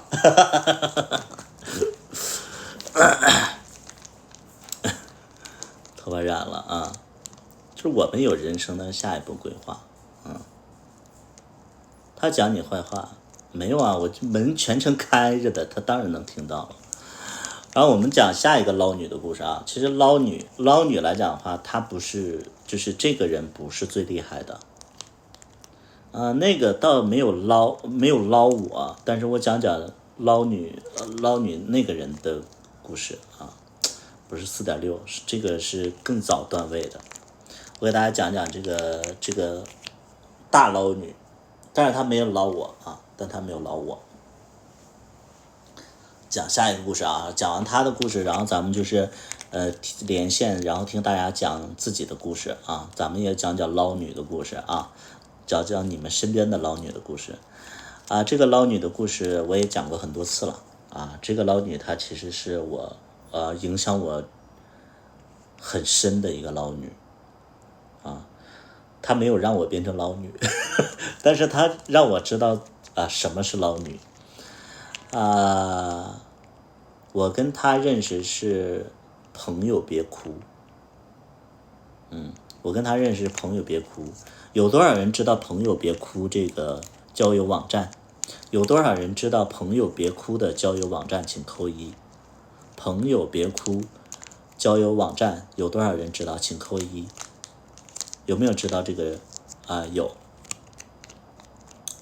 啊，知道朋友别哭的这个，你们年纪应该挺大的了。这朋友别哭，真的啊，BF99朋友别哭啊，朋友别哭比 BF99还要更早一些啊，更早一些啊。我们是在朋友别哭那个网站上，我加了他 QQ， 加了他 QQ 以后，就他的照片上就显，因为那个时候我在哈尔滨，应该是在2010年左右，那个时候的我其实刚满20岁嘛，刚满20岁，其实又土，然后又没有什么见识，然后也没长开，买了把胎小孩儿，然后进圈子也没多久，看着他照片就觉得他又洋气长得又好看，就主要就是他给你一种感觉，就是他很洋气，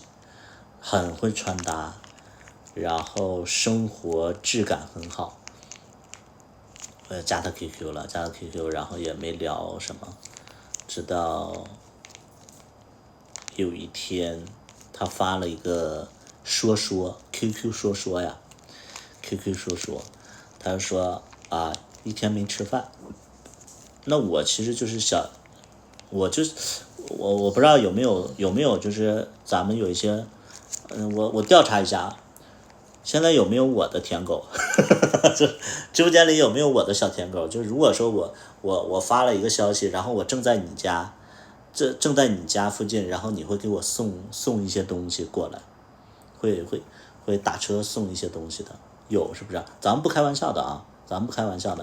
如果说就是我发了一个朋友圈，说我中午早上没吃饭，我饿得要死，完了我发了个定位，你恰好在这附近，你会不会送？会送是不是？好，我曾经也会。好，我就是再采访一下啊。当时他发了一个说，他说他早上没吃饭，他说他饿得有点难受，我没在附近，但是我知道他饿了，然后我就见不特的，跟人也没见过面，见不特的，然后打车去他单位附近找了一个超市，好像是家乐福，西大直街的，不是东大直街吧，就是火车站附近的，哈尔滨火车站附近有一个家乐福，然后我就去家乐福给他买东西，买了点咖啡，我还记得我那个时候我都没喝过咖啡，我给他买咖啡，买饼干之类的，然后买了一些东西，然后我知道他在哈尔滨新世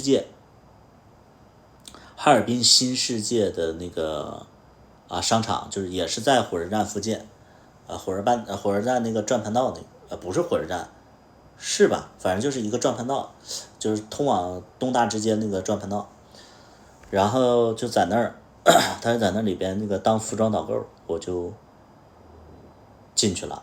进去以后，然后那天外边下着雪，然后我就进那个商场里边，我拎着那个买的东西，我就进商场里边。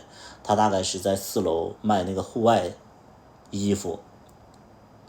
我进去以后，然后就是那个商场里边很热嘛，我穿着一个大航空棉服，那个时候咱都买不起羽绒服啊。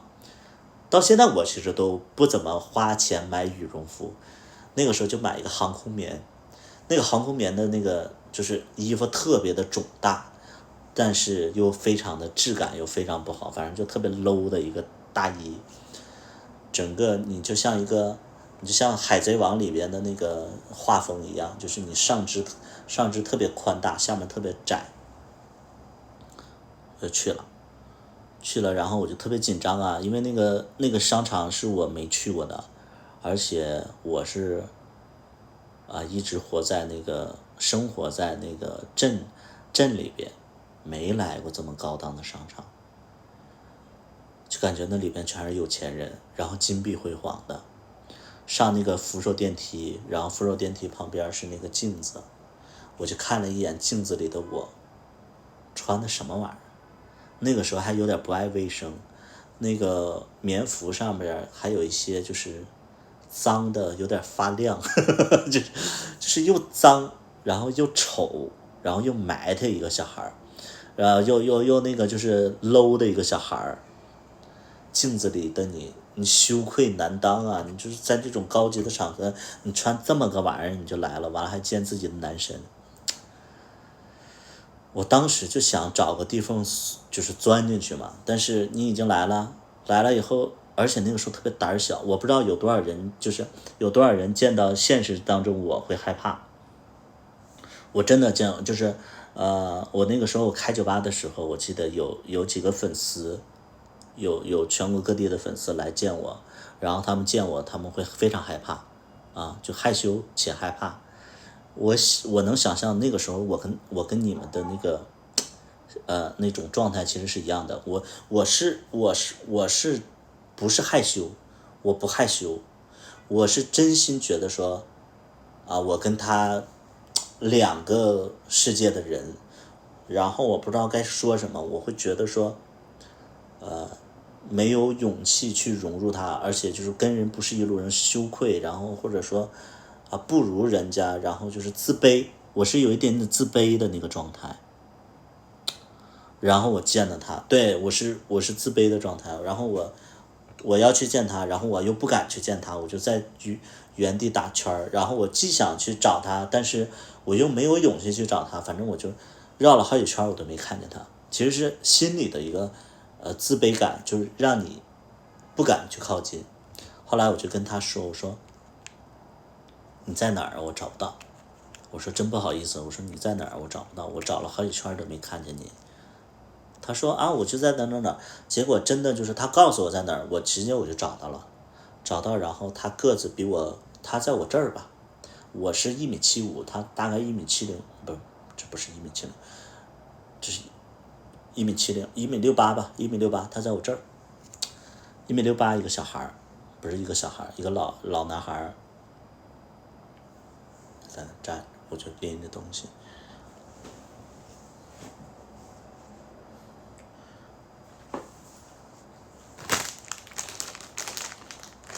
确实给你买的东西，你吃吧。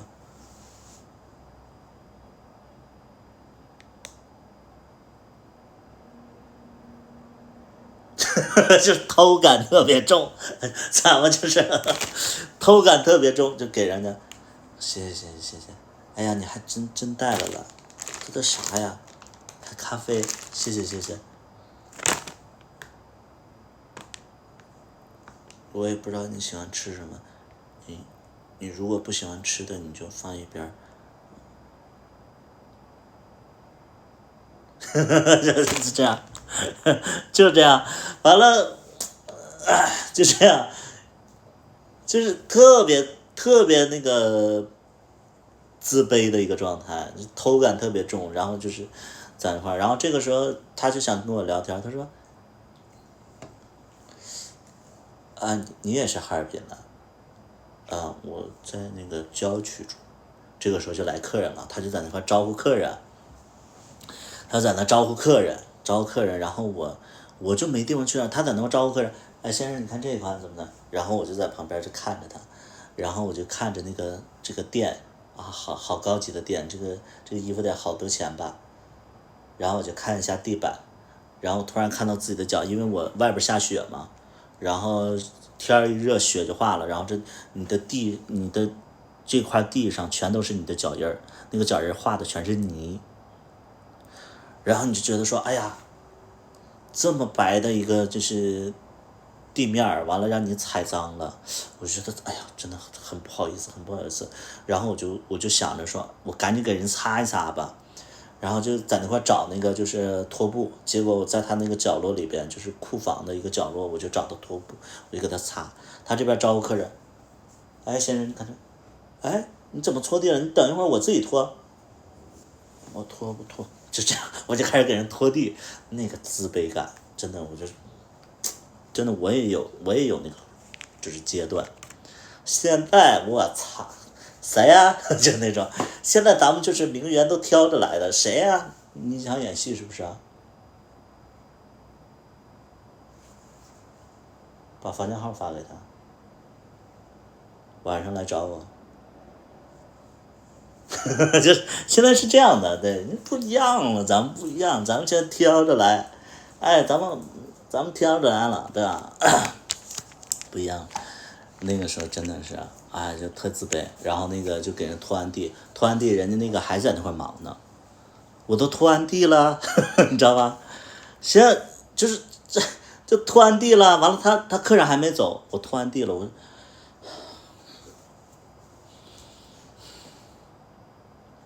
他还在那忙，我在这又很尴尬，把拖布拿回去，然后他还在那忙，然后我就那种就是，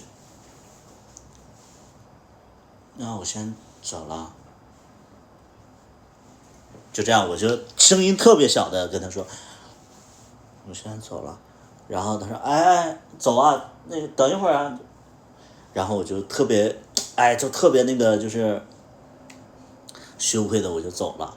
走了之后，然后我出来，我就就是因为你很紧张，而且你那个棉服真的不透气，然后商场里人又多，你出去以后外边还在下着小雪，你就大口大口喘气，就觉得说，哎，好难忘的一个经历。然后我就，你看给人买东西花了几十，完了自己坐上那个1.5块的公交，然后还是始发站，是58路。哈尔滨有没有坐过58路的？我就坐那58路的那个始发站，在那块儿那个公交都没有暖气的，然后咱冻得嘚嘚嗖嗖的，然后是在那块等着1.5块的那个公交发车。这个时候他跟我发那个 QQ， 他说：“哎，你怎么走了？看你在那忙，不打扰你。喜欢吃哪个可以跟我说，以后可以给你带。”好，谢谢。这真的就是哎呀，卑微到这种程度，反正就是从那以后，我以为这是一个开始，没想到是结束。是从那以后我跟他的生活就是没有什么交集了，你知道吗？就是真的没有什么交集了。你以为就是哎呀，见了一次面，然后就是觉得跟他的世界靠近了啊，可以在他的世界来回出入了，没想到结束了，你知道吗？对，后来我就就是没有他的联系方式了。再后来好像他就把我拉黑了，删除了或者拉黑了。后来到了2年之后还是1年之后，我就开始玩新浪微博了啊！现在都没有人玩了。我们当年其实新浪微博正流行的时候，我就开始玩新浪微博，然后在新浪微博里就有一些粉丝了，咱们就是长成了，咱们就是小荷才露尖尖角了，咱们就是在哈尔滨的圈子里有一些粉丝了。然后就是我就无意当中，因为那个他也像那个大数据一样，他就会给你推一些人，我就看到了他的微博，时隔1年左右，我看到了他的微博，就是我们见面之后没多久，他就谈了一个恋爱，这个他那个恋爱的那个对象是一个类似于现在咱们用现在的话就是一个体育生，他跟一个体育生谈恋爱了。然后体育生是厦门的，他就跟这个体育生一起到厦门生活了。从那以后我就点了关注，然后就时刻关注他的情感动向，还是舔狗啊，然后就关注他的情感动向，然后就经常看他的微博，他俩吵架了，他俩又和好了，他俩一起去上海了，又吵架了。闹分手呢，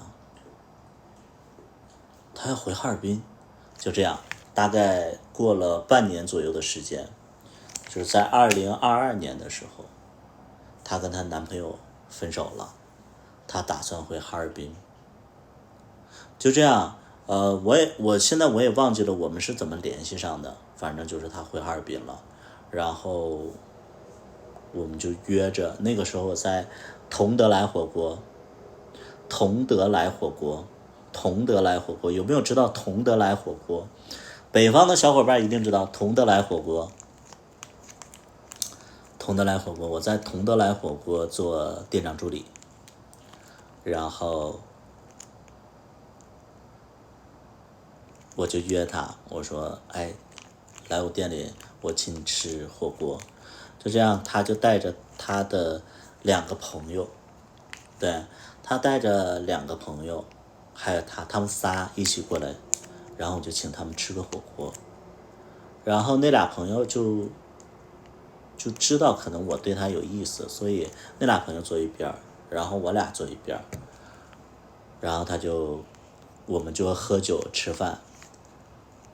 因为你做了店长助理之后，其实你的个性就稍微改善了很多，我就没有那么外向了。其实见到他还是会卑微自卑的一个状态，但是好很多了。所以在喝酒的时候，然后他就说，因为俩人都喝多了嘛，他在我旁边，那俩人就蛐我俩，就说他俩那意思就是在撮合我俩。然后他就看着我，他边笑边说，他说感觉你变了好多。是吗？哪儿变了？就也说不上哪儿变了，就感觉你变了好多，变胖了。哦，变胖。你是80几年的？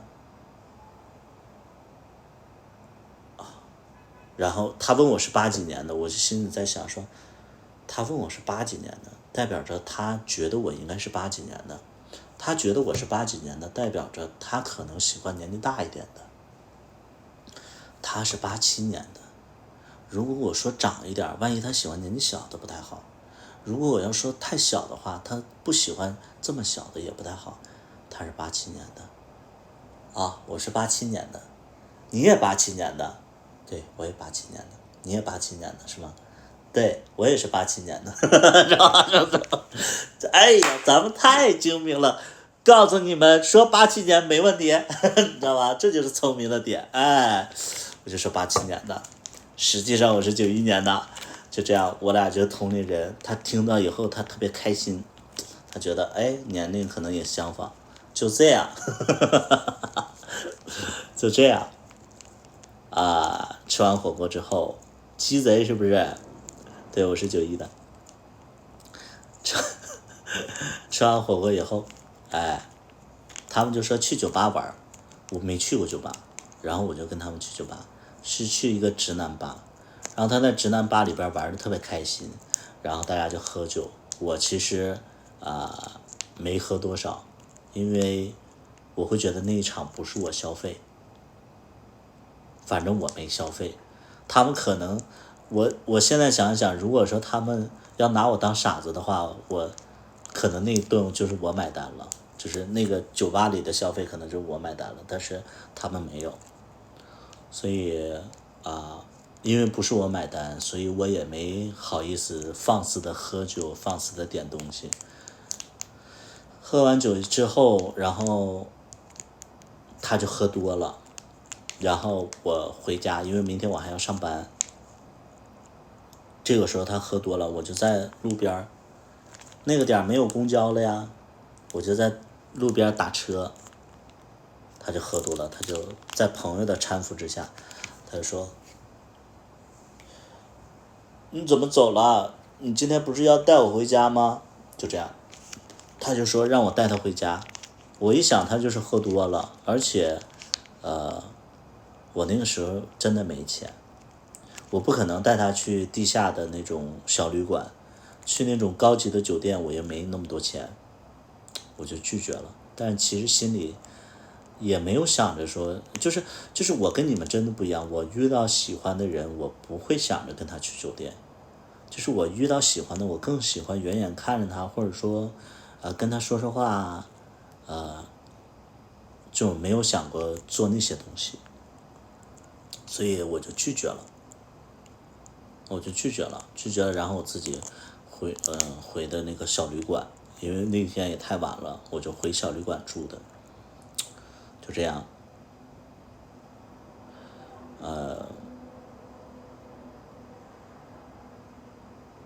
第二天他醒酒以后，他就跟我道歉。他跟我道歉，他说什么？他说，听说我昨天喝多了。我说没事儿。他说我昨天喝多了，是不是一直让你带我回家？我说没事儿没事儿。我说无所谓的。就这样，我们又约了下一次吃饭。下一次吃饭他请我，但是又是我买的单。明明说好他请我，但是我这个人大男子主义啊，我寻思他请我，他请我，我不太好意思，我买单。就这样，我又买的单。而且我当时还没有现金，我走了好远好远，找到一个 ATM 提款机，我就取了600块钱，吃饭花了400多啊。后来他又说带我回那个他家，结果他说他带我回他家，结果我就寻思那带我回家也行，我就寻思呗。结果这个过程当中，他接了一个电话，接了个电话他就要走。他说你先回家，密码给你。我有一个朋友被他的上司就是骚扰，他的朋友是 gay， 他的那个朋友的上司也是 gay， 他认识他这个朋友的上司，他们都是 gay， 所以他能治住那个朋友的上司那个 gay， 所以他就去解围去。所以说他说你先在家等我，我大概有多久回家。我就说那好，结果我就进了他家去等他。他是在一个公寓里边，进了那个房间。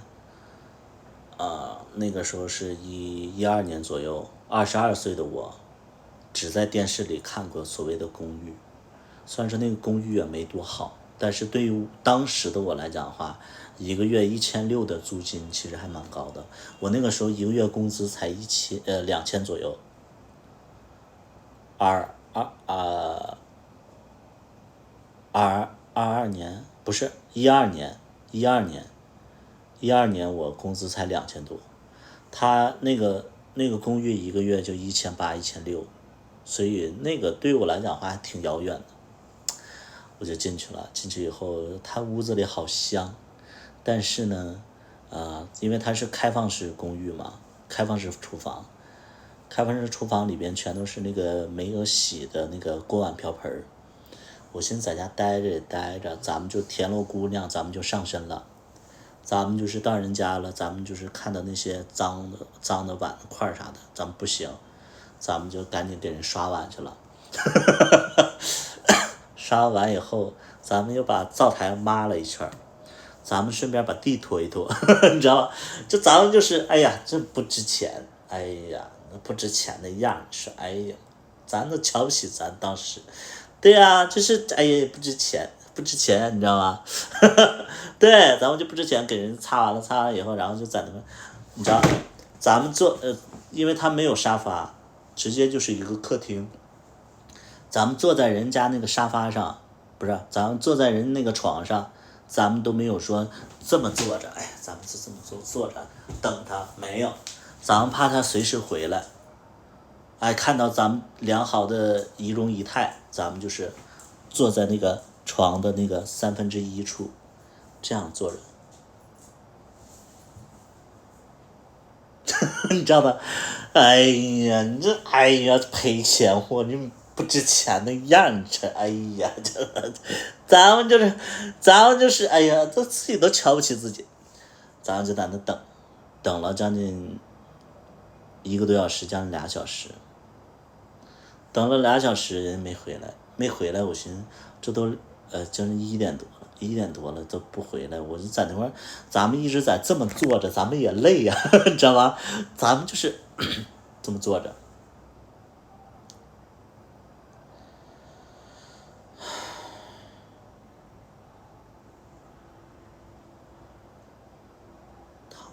躺着等他吧，我这么栽位着也不太好，咱们躺着等他吧。就这样，咱们就躺着等人家，咱们也是说什么就是别打呼噜啊，就别人家推门进来听着你打呼噜不行，咱们不行，咱们就是那种想睡又不敢睡，咱们就尽量就是不要让别人听到咱们打呼噜，咱们就一直就是假寐的状态啊，咱们假寐，咱们小憩一会儿，结果我就把灯关了，关了以后我都睡着了，这个时候突然门响了，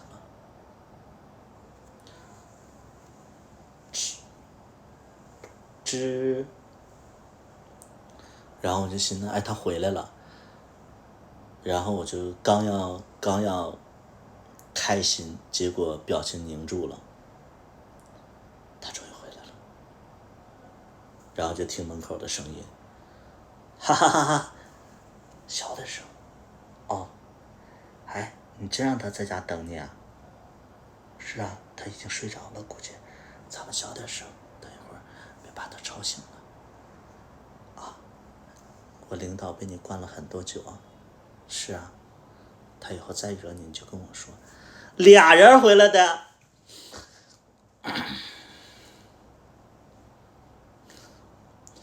我当时是我真的我都已经醒了，但是咱们逼迫自己装睡，咱们逼迫自己装睡。我就寻思他妈的什么事儿啊，这都。结果俩人在那咕咕啾啾，然后然后就在那个不安和忐忑的心里，突然他俩上床了，就一步一步向你靠近，一步一步就感觉到俩人一起上的床。躺下以后，我就很怕他俩再给我说什么东西，结果俩人就在那说，嘻嘻哈哈。不一会儿，俩人不说了，其中有一个打呼噜，我旁边是那个捞女，另外一个在最那边，我在床最边上，他在中间，他那个朋友在那边。这都什么事儿，你知道吗？这什么事儿啊！关键就是他俩打呼噜，而且呢，他俩抢被子，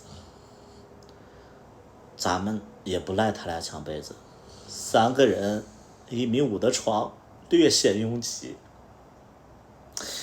就把那个被子抢的呀！我的天呐，东北，你说这晚上它供暖再好，它也有点就是有一点冷啊。然后咱们，我就说那咱们就是偷着走吧，这床上太拥挤，对不对？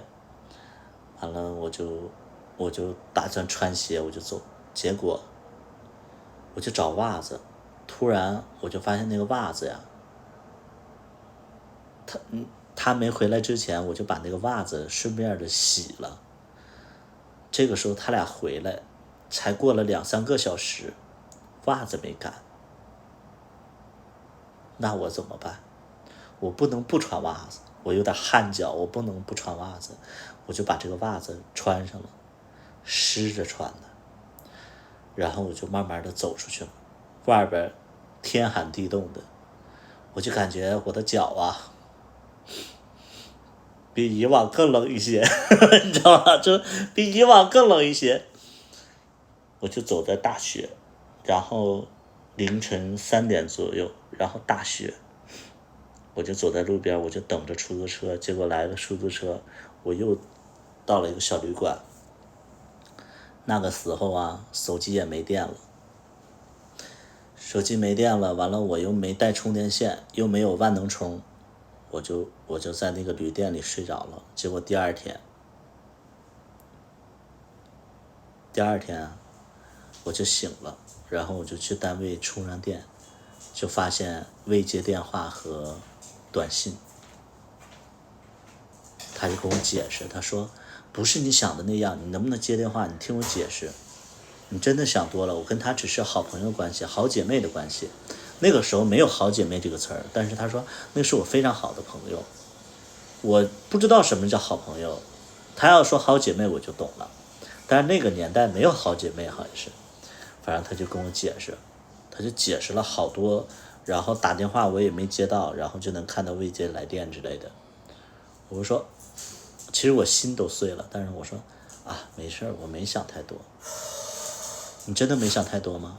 真的，我没想太多，我还在那狡辩呢，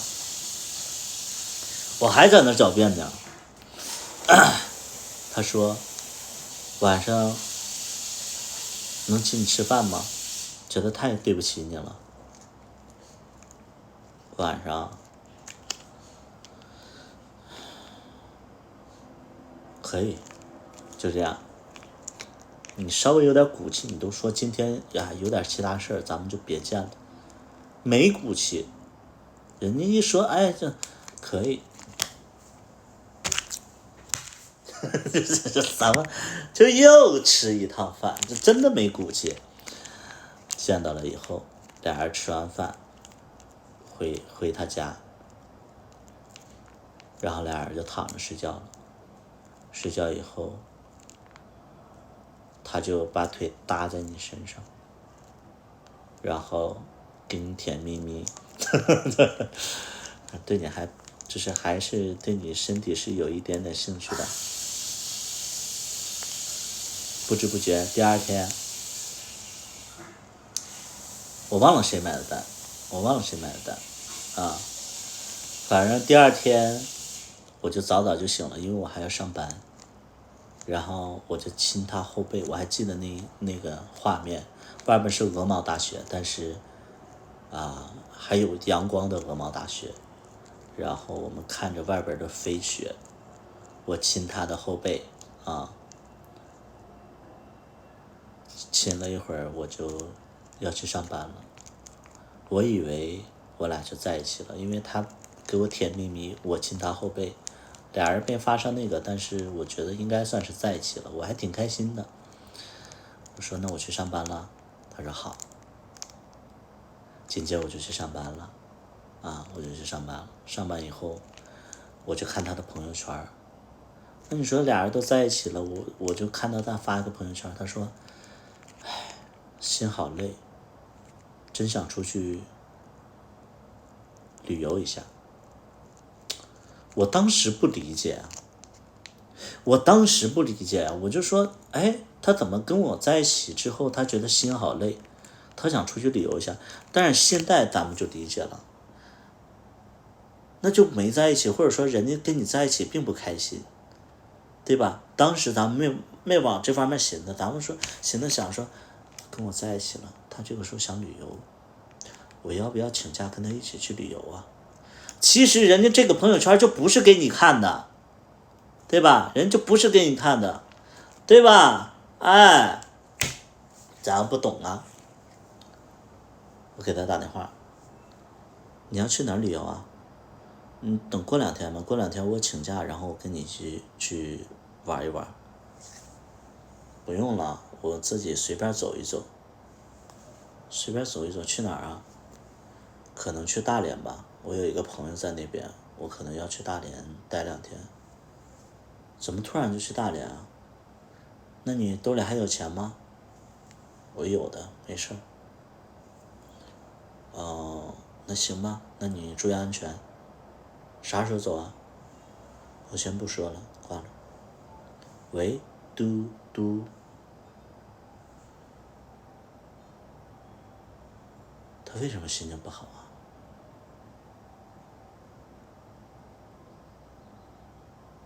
他是不是家里出什么事儿了？好担心他，你知道吧？好担心他。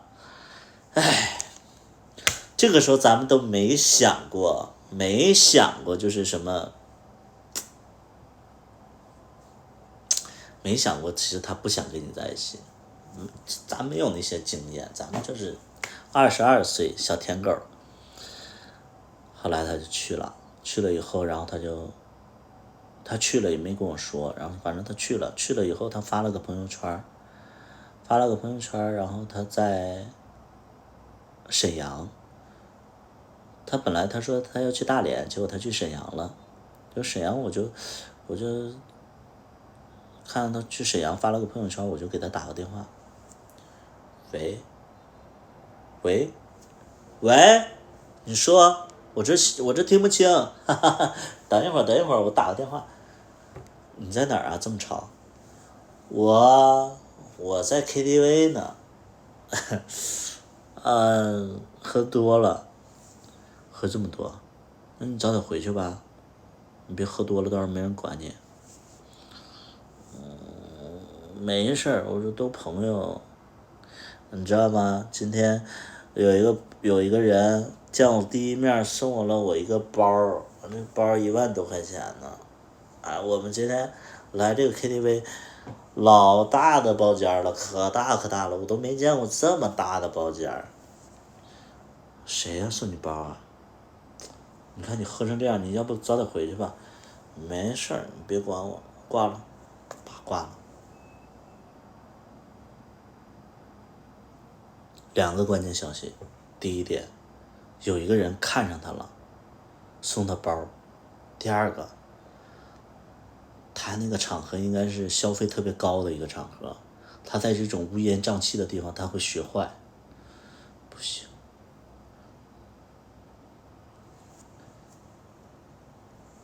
喂，琳达，那个等会儿我提早走一会儿啊，我家里有点事儿啊。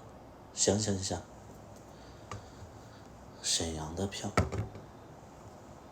你好啊，我买一张沈阳的那个，有现在有沈阳的票是不是？买一张站票啊？行，站票也行，行，多少钱？然后我就买站票，我就去了。去了以后，然后我到那都11点多了，然后我手机还没电，我就找不到他。他就跟我说他已经在酒店里了。我就说什么酒店？他跟我说了一个品牌，那个品牌是沈阳的那个连锁店，我又不知道他在哪个店。结果我就找了好几圈，完了手机还没电，终于找着了。找到之后，他说我在楼上几点几，你上来吧。结果他特别着急，我就寻思别跟人发生什么关系，咱们就是好不容易找的媳妇儿，咱们就是有保护欲，我就上去以后，他说大概是405左右，我刚要进405，我就听到里边有人说话，是俩人在说话，我一下我就怒了，我就想起来，他让我在他家等，他领一个朋友回家，这回他酒店里还有一个人，我就真的是因为自卑心理，我就觉得说怎么又有一个人在那里边。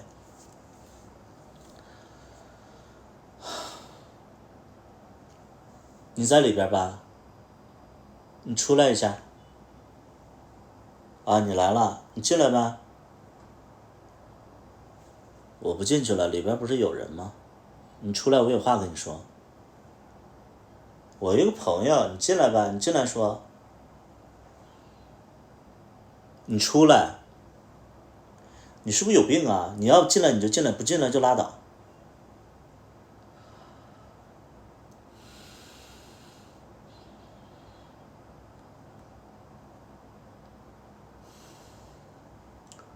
行，我有病，这是我最后一次管你。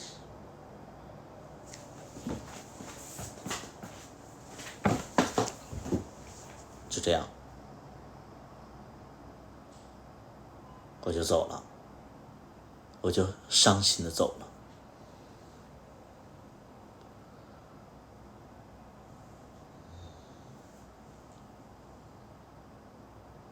就伤心的走，从那以后我再也没管他。再后来，因为我一直关注他的那个新浪微博嘛，他后来他就消失了，他就去了广州。然后那个时候，新浪微博里边有一帮揭露名媛的一些不好的一些事儿的一些账号，名媛你姥爷，名媛你奶奶，名媛你妹，名媛你姑，什么就这些账号，就挖各大名媛跟金主的事儿，我就有关注，结果里边有人就爆料他，大概的意思是说，他后来他去了广州，跟一些有钱人在一起，然后有的岁数都挺大了，跟他们在一起之后，他就一直在捞钱，结果金主就把他赶出门，就之类的，反正就挖他一些消息。然后我天都塌了，我是说，原来他是这种人。但是其实我也能感觉到他应该不是善茬，但是我没想到，反正那个账号里边说的有理有据，说了好多关于他的事儿，我也不知道那个账号为什么会关注他，反正就说了他一些事儿，然后从此我的心呐，拔凉的。咱们就是有一种，就你觉得这个人可能要凉，结果他终于凉了的感觉，而且心情不太好。结果又过了1年，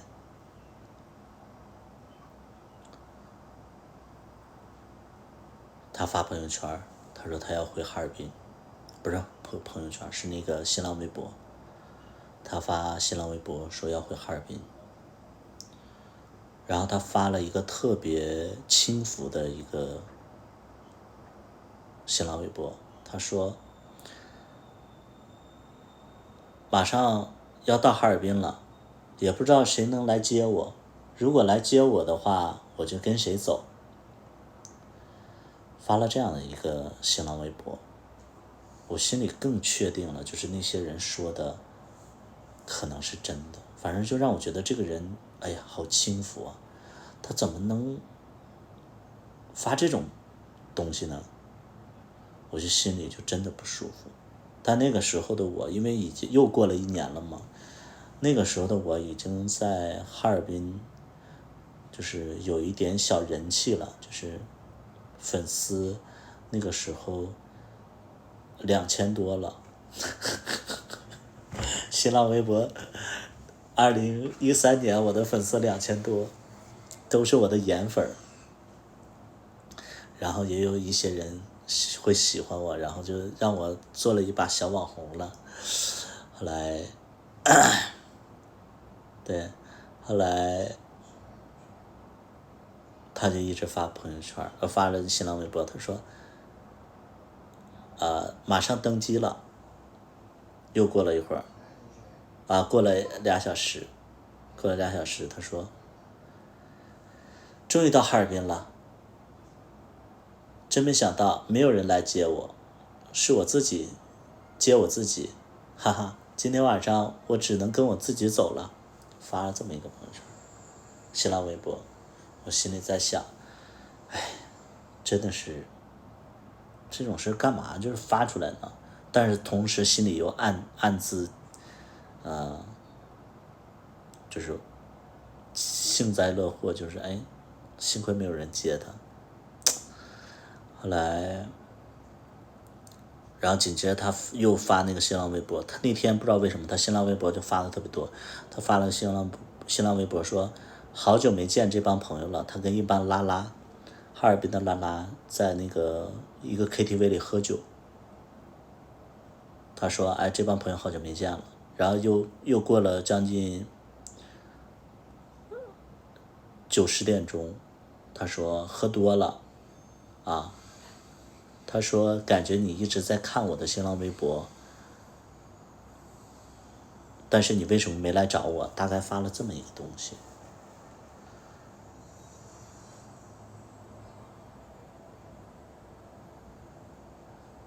我心里就有点绷不住了。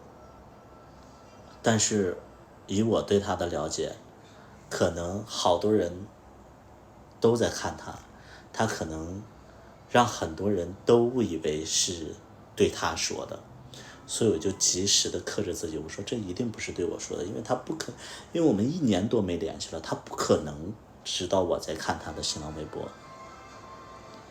新浪微博应该没有访客记录吧？应该没有，他应该是在钓鱼。然后我也是，但是心起涟漪啊，就是心就是哎呀，就那种感觉。结果我那天下班也晚，12点多我才下班，然后下班以后我都躺在床上了。这个时候，我的新浪微博的私信响了。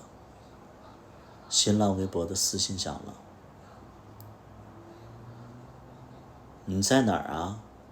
我喝多了，你都不管我。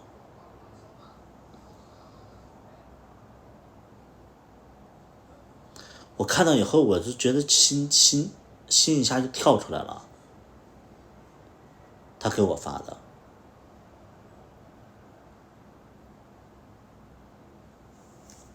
我在家呀。怎么了？没有，我喝多了。本以为你会来接我，但你没来。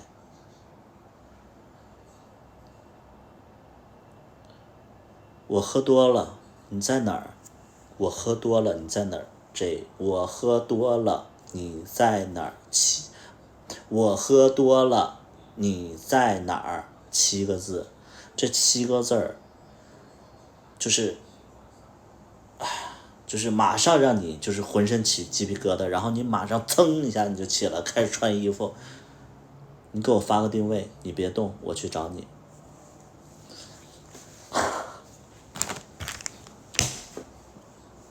倒贴货，哎呀，这咱们又出动了，哎呦我天哪，就去了，就真的是偶像剧啊，就是偶像剧啊，咱们就是跑过去，师傅不好意思，去那个欢乐迪那个 KTV， 谢谢师傅。3楼，算了，走楼梯吧。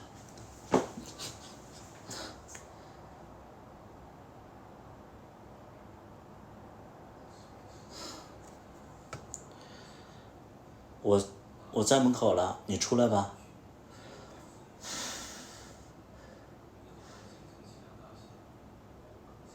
玛利亚，这，咱们还得自己配乐，这真的很累啊！咱们讲故事很累。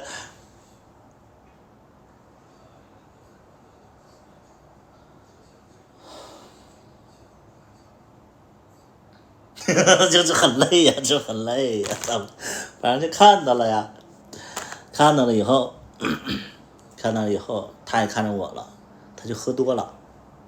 喝多了以后，他就那个扶着那个楼梯，然后我就去扶他。怎么喝这么多呀？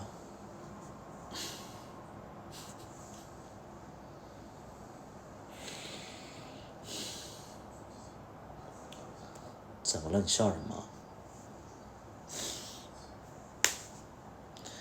没有，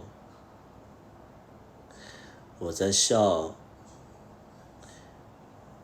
兜兜转转，还是你。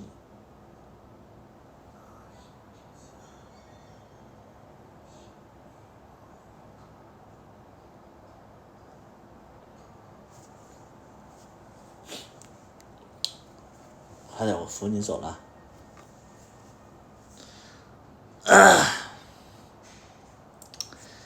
那一刻呀，沦陷了，咱们沦陷了，咱们就是。哎呀妈，这句话真的太让人感动了，沦陷了，咱们立马我就沦陷了。沦陷了以后，我就带着他，我就说，走吧，咱俩找个地方睡觉吧。对，对。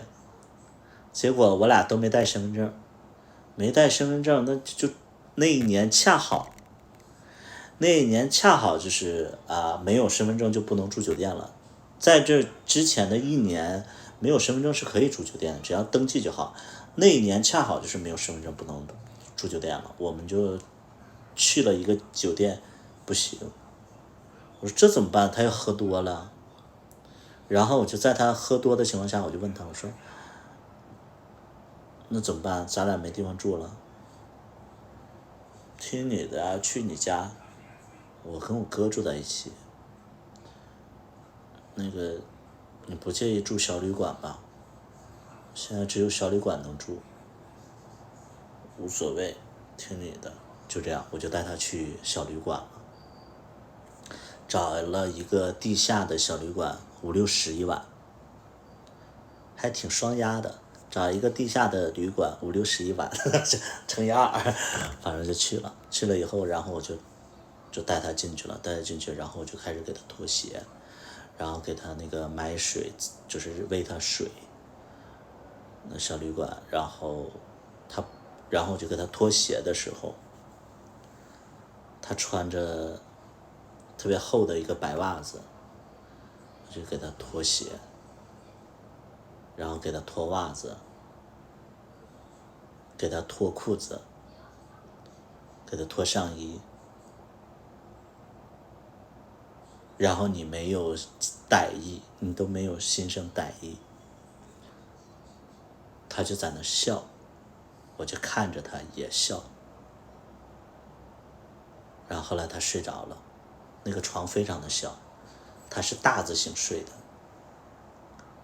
我没地方睡，我蜷缩在他大的那个角落里边，我像一个小狗一样蜷缩着。他正常的大字睡觉，我就蜷缩在那儿看着他。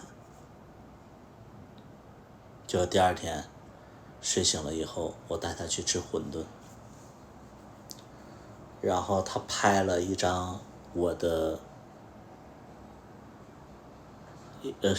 手表，然后他发了一个朋友圈，发了一个新浪微博，感谢范先生把我接回来，但是你把我睡了，你知道吗？他就发了一个这样的新浪微博，我不知道是什么意思，我明明没有睡他，但是他是这样发的。但是他终于发了一个有关于我的一个新浪微博，我心里也是觉得蛮暖的。但是那个时候，因为我被他伤了这么几次，我都不确定我俩是什么关系，我也没想过什么关系。后来他跟我说，他说有一个朋友过生日，邀请他一起过生日。我说谁呀？因为我刚好也有一个朋友要过生日，订的就是我们酒店，而且这个人是哈尔滨的，而且这个人在追我，就这么巧。我说是那个谁谁谁吗？他说你也认识。我心里就觉得事儿不好，因为这个人正好在追我。后来我就没声张这个事儿，我就觉得事儿不对嘛。结果过生日的日子就到了，他发了一个就是他跟我说，他说那个等会儿我穿什么衣服过去。下午他说下午我穿什么衣服过去，你觉得穿哪个好看？我说穿衬衫吧，我说你穿衬衫好看。结果他就去熨衬衫，然后他发了一个朋友圈，他说范先生说我穿衬衫好看，我今天就把这个好久不穿的衬衫熨一下，晚上要参加朋友的生日会。他就在朋友圈发了一个这么个东西。我不确定是不是就仅我可见，但是我都能看见嘛。紧接着下午他就来了，过生日的也来了，大概6、7个人，他们先进包房了，因为我正常在上班。然后等我进去的时候，因为他们已经开始喝了，我进去的时候，他们一大帮人在灌他酒。之前我就听就是哈尔滨的一些 gay 说过，觉得这个名媛名气很大，但是名声非常不好，所以哈尔滨对于这个名媛，他们其实是心里有一点点鄙视的，不喜欢这个人。结果今天故意让他过来灌他酒，我心里非常不舒服。再有呢，他们可能不知道我跟他的关系，过生日那个人正好在追我，他们也可能听说过我跟这个人的关系，所以就故意为难这个人。所以我去了以后，我关上门，我说喝上了，他就正要喝，我就推进去，我说喝上了，来这杯给我。怎么了？我替他喝一杯，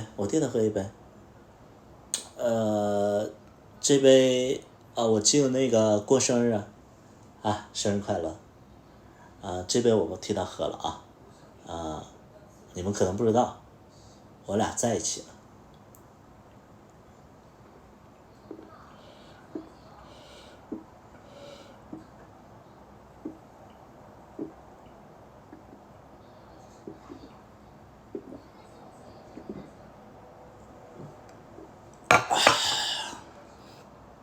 吃饭，吃菜，是我家新上的菜，老婆你也吃。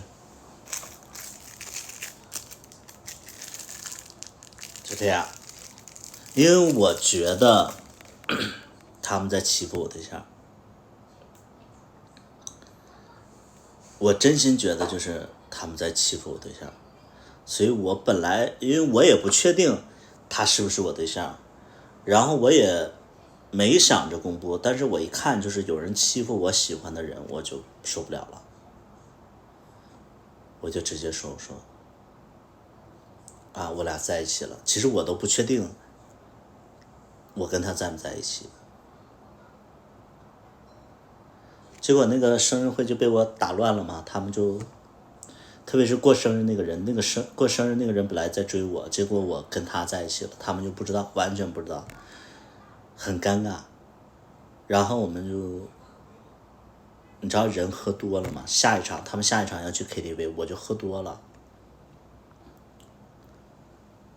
我现在想想我真的喝多了真要命。下一场去 KTV 嘛，我就喝多了，然后就非得当着他们的面跟那个名媛接吻，他们都不想看，我喝多了，我非得要接吻，而且因为6个人，那个大包间其实人比较少，然后就有一个大沙发，那个大沙发没人坐，我就跟那个名媛在那接吻，然后俩人躺在沙发上接吻。真是，我就觉得真下头。那个时候没有这个词，就现在想想真下头。人家过生日那个人喜欢你，完了你跟别人在那块啃上了，我的天还躺在那啃，咱们就是真的不知道咋回事。哎呦我的妈呀！就现在想想我都觉得，哎呀妈，对呀，喝多了嘛，对呀，喝多了，下头，真的下头。然后从那以后，我哈尔滨没什么朋友，就那帮人都哎呀，就觉得说这俩人就是这真的太下头了，对吧？对，就从那以后就没什么朋友了没什么朋友。后来我终于跟他真正的一次10了，然后我记得那个时候外边下着雨，我跟他我们就是在吃了就是在那个我们之前的那个同德来火锅吃了一个火锅，那个时候我都已经离职了嘛，但是又回到那个同德来，我们吃了个火锅，外边下雨，然后我俩撑着一把伞，我就很怕他淋湿了，所以我就一直把伞往他那边挪，所以我就湿了。我湿了以后，然后我俩去了一家酒店，然后俩人就发生关系了。那是我俩第一次发生10的关系。他还行，我没什么感觉，可能因为太喜欢了吧，也可能那个时候就是不知道性为何物，就不知道，反正就没什么感觉，不爽。后来我就跟他在一起这件事情就在哈尔滨就传开了，因为圈子比较小，再加上他又是名媛，就相当于什么呢？就相当于，比如说啊，我跟龙二在一起了，就比如说啊，我跟龙二在一起了，龙二身边的朋友或者说就是玩网络熊圈的朋友基本上都知道了，所以就是这个事就传开了，传开了以后。你甜甜圈吗？我是1，我是1，然后传开了以后呢，有很多人就是就不看好，但是有很多人就说，就私信我就说你跟那个谁谁谁在一起了，我说是，他说就有话不说，就是那种有点你怎么跟那个人在一起了，反正就这个意思，我也没搭理。结果我身边有的朋友就说你跟他在一起了，我说是的。他说那个能见见他吗？然后我说行啊，我说我对象他挺随和的呀。他说能跟他一起吃个饭吗？我说行啊。结果他们就来我店里，然后就跟我喝酒，然后喝酒的过程当中，他说你对象呢？我才想起来他们要见我对象，我就给我对象就是给那个名媛打个电话。喵，喂，你干嘛呢？没干嘛呀，你说，怎么了，老公？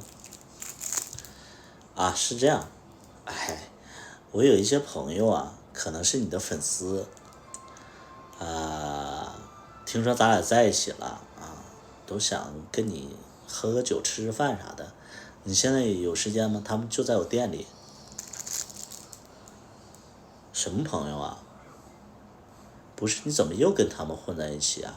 那些朋友对你有帮助吗？你天天跟那帮人喝酒有什么意义吗？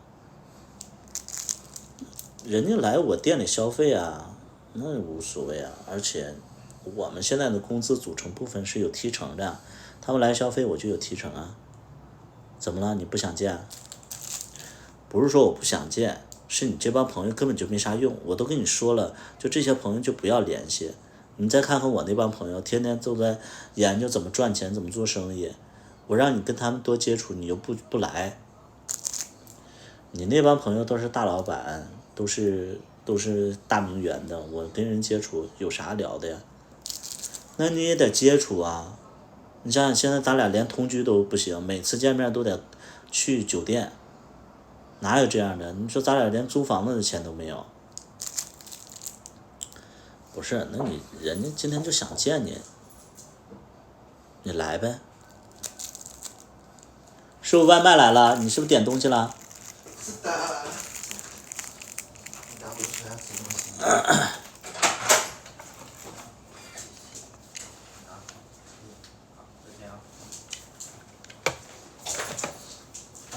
啥呀？面条。那等一会儿我讲完这个故事的。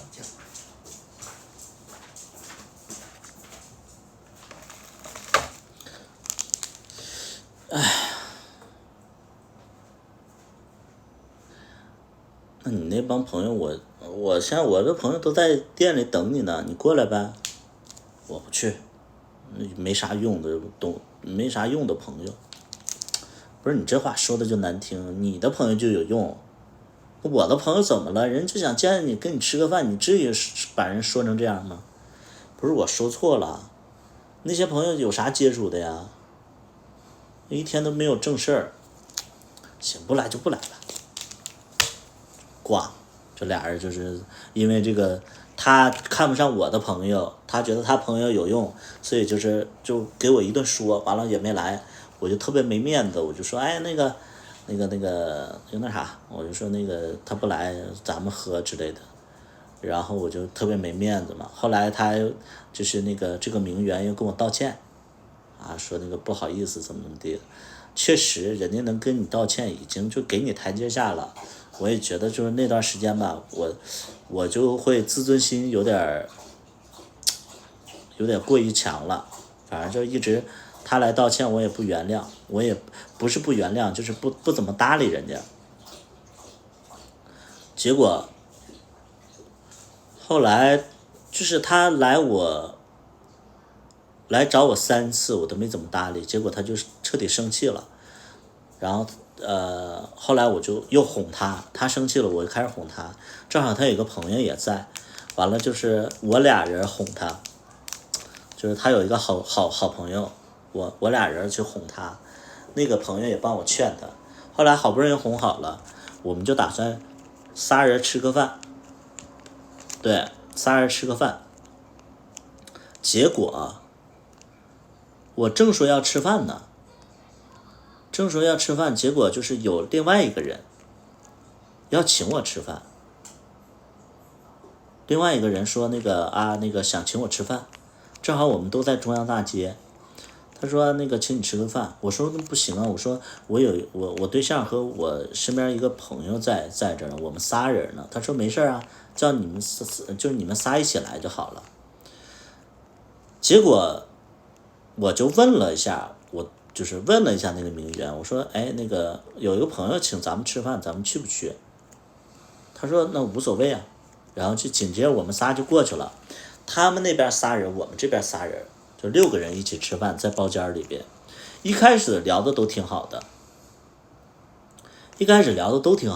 结果呢，我去了个卫生间，气氛回来就不对劲了。我就看着那个名媛，我就说怎么了？没事儿，他们说这是你俩的相亲宴。什么相亲宴？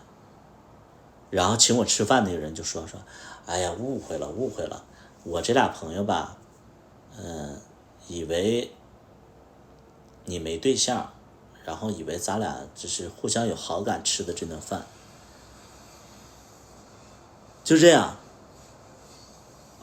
确实请我吃饭这个人吧，之前确实也对我有好感过，但我俩啥都没发生过，因为他就是没发生过嘛，就是也我知道他对我有好感，我确实对他也有一点的好感，但是就没有走到那一步。反正就是闹的这个事儿吧，就是哎呀，这个就是名媛的生活，你们不懂，就是哎呀，我那个时候已经在哈尔滨，就是哎呀，就有很多人喜欢我，咱也不知道，哎呀，这个太乱了，你们不懂这种生活，这种烦恼你们是不懂的。反正就生气了，我就开始哄，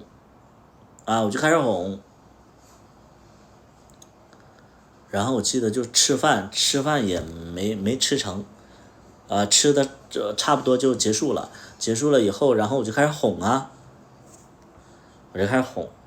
然后我俩坐公交回家的，在公交上人又特别多，然后我就在公交上，我就让他在边上，然后我就这样就是把他围住，旁边人就撞不到他，然后在公交上他就在那数落我，他说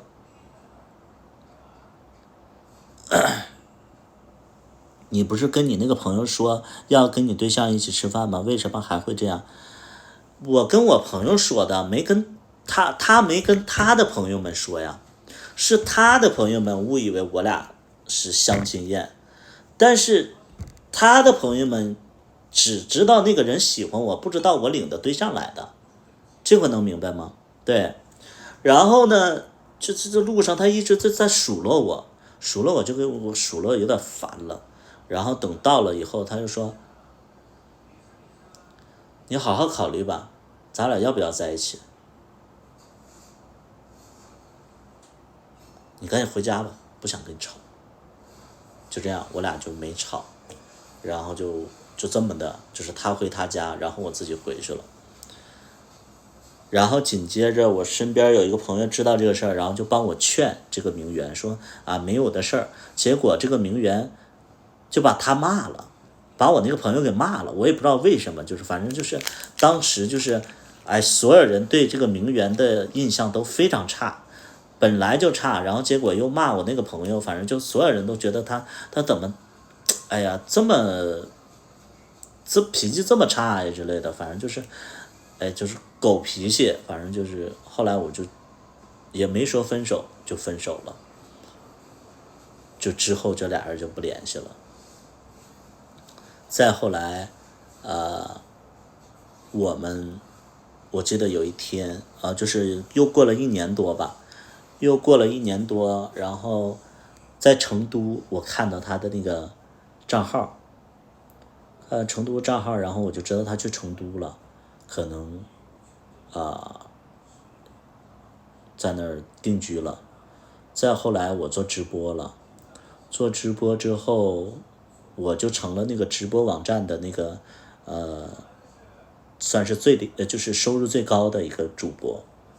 然后他恰好认识我们当时的那个直播网站的那个老板，他去老板那个公司去参观，结果他就问那个老板，他说你们现在最火的主播是谁呀？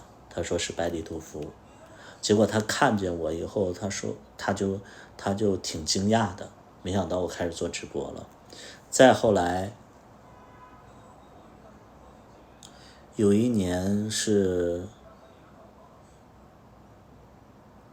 他在外地，好像是在成都，然后他哈尔滨有一个小公寓要卖掉，然后那个时候我在哈尔滨，他就说我回哈尔滨办点事儿，咱们能一起吃个饭吗之类的。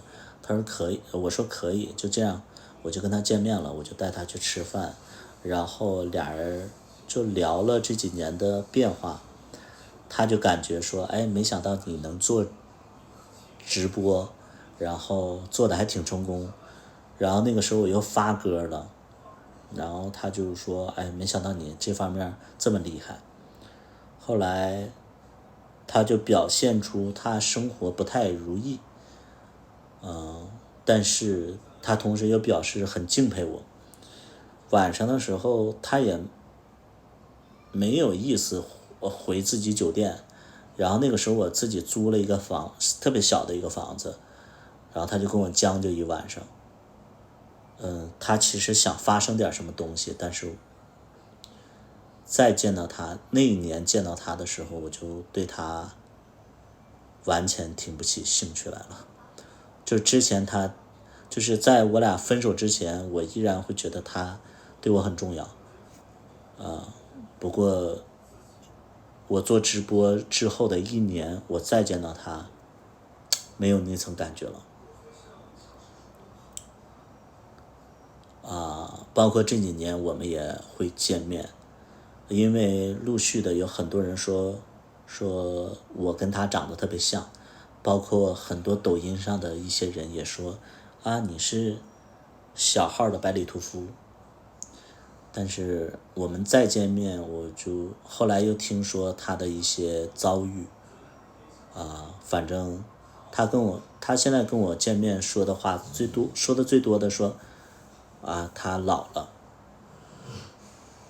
他说他老了，他说他错失了很多对他好的人，他现在没有能力再去有新的人去喜欢他了。他之前真的有好多对他好的人，他没有珍惜。他说百里屠夫如果说有人对你好的话，你就不要挑了，就好好跟他在一起吧。但是我跟他想法始终不一样，就我觉得我俩最大的差别就是1和0的差别，就是他可能在他心里，他是一个以恋爱为中心的人，就是他会谈恋爱，他会以谈恋爱为生活的重心，甚至以谈恋爱去获得一些东西，去恋爱去赚钱，去以恋爱为赚钱，但是我不一样。他告诉我一点，他说趁你年轻有人好对你好，你就跟他在一起吧。我不是这样想的，我是觉得趁我年轻，我应该努力，然后努力赚钱，努力丰富自己，之后不愁有对象。我跟他的想法不一样，就是我到现在我都会觉得说，不要沉迷于谈恋爱，不要依赖于对方。我跟他完全不一样，对，所以包括去年我去成都，我们也见了一面，感觉他真的老了。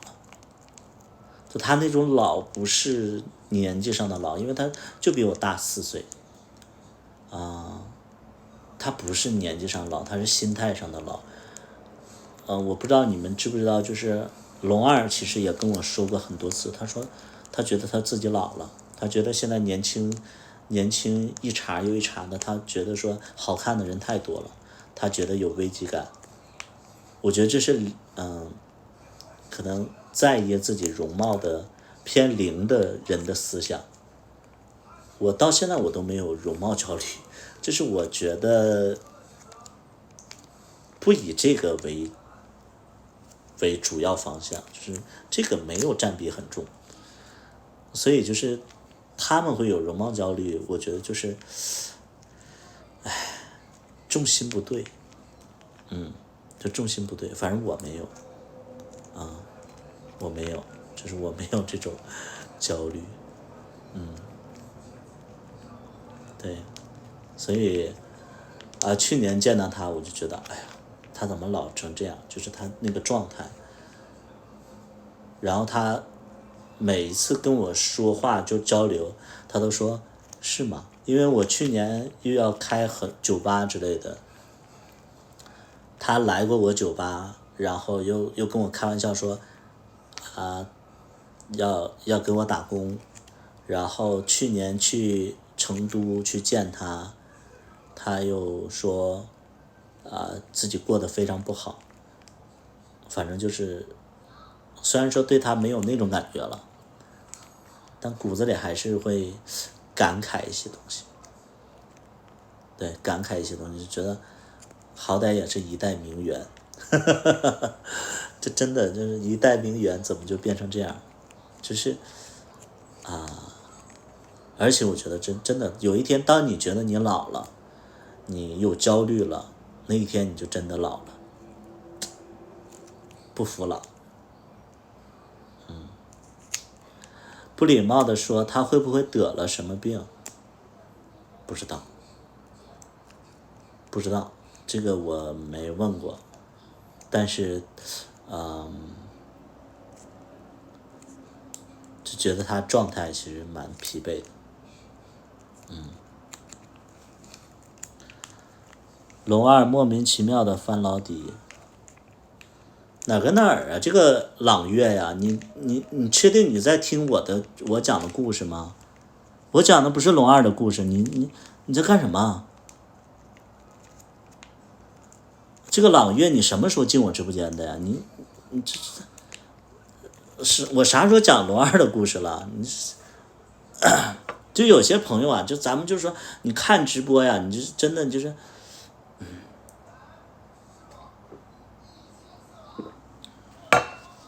你说龙二是0，我没说过龙二是0，我是说一些人的这个状态，真的我不知道有多少人是那种是打比喻，没比喻哪里比喻了？你说龙二也老了，龙二说他自己老了，不是说我说他老了。你们的耳朵是怎么回事啊？就咱们就是有一些朋友，就是怪不得就能传出一些就是莫名其妙的话，是有一些人就是你真的在就是张嘴就说一些谣言，就我直播间里这么多人，你张嘴你就在那块传一些谣言，我本人也在。我什么时候说龙二老了？是龙二跟我说他觉得他自己老了。咱们就是有一些人就是真的，这在说什么？勾勾的啊，确实说了零的焦虑比较多。是啊，我说零的焦虑比较多呀。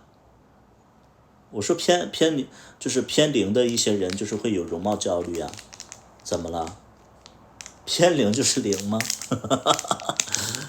不是，咱们就是有一些人，就是你别从我身上就是听到你想听的东西。你说龙二老了，我他妈什么时候说的？这叫万物皆蝼蚁的。你们这些耳朵是不是得你们要没用，你们就割了吧。啊，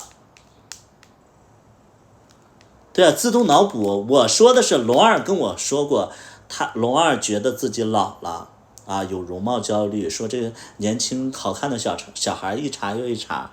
我什么时候说龙二老了？你他妈的，这真的他妈直播我就能被你们气死。你自己说的，我不犟了，好吧，我不跟你解释了。你这个人那个叫万物皆蝼蚁，你没事你去看一下，你看一下你的耳朵，真的，你这时间长了，你耽误很多事儿啊你。对，你看一下吧你，啊，去看一下吧你。你精神不太好，真的，不用管他们。哎呀妈呀！有一些谣言是怎么来的？就是这些空耳的人，或者说一些脑补的人啊，咱就是防不胜防，咱们就是。龙二自己跟我说他有容貌焦虑，他说他都不好意思演戏了，他说，因为他很在意就是网友对他的评论，对。他很在意网友对他的评论。你比如说，有的时候龙二就会露一点身材，大家就说胖成猪了，怎么样的？就是他其实因为这个评论，他会抑郁1个月，他会很在意这些东西。对，就他不是被网暴过，我觉得那不算网暴，但是龙二会把这一句话会无限的延续、放大、延续，就是他很在意这些评论。零有容貌焦虑，朕不坏你滚出去。你现在有考虑发新歌没有？确实胖了很多。就有些人你们可能不在意，就是你们觉得可能是开玩笑的一句话，但是龙二可能会心里好在意。他真的好在意，就是我跟他，你知道我跟龙二有的时候相处起来，我都觉得很累，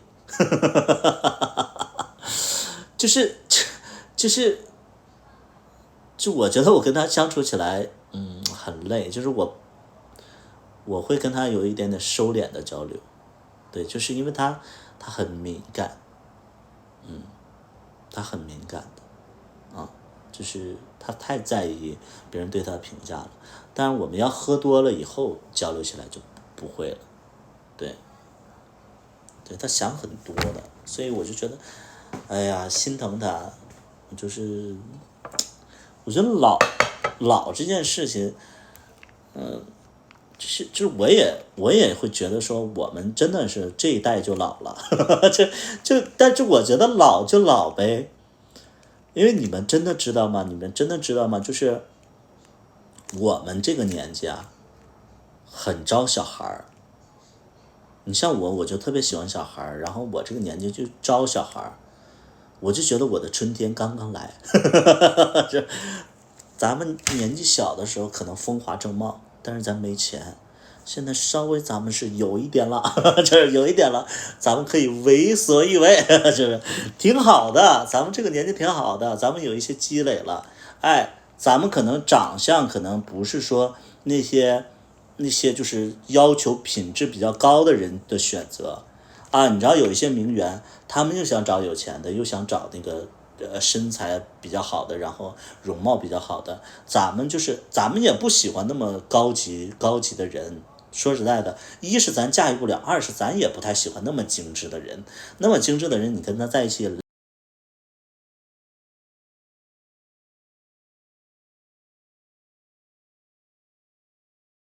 咱们找好驾驭的，对不对？哎，咱们就是咱别扯那些没用的，咱们就是太累了啊！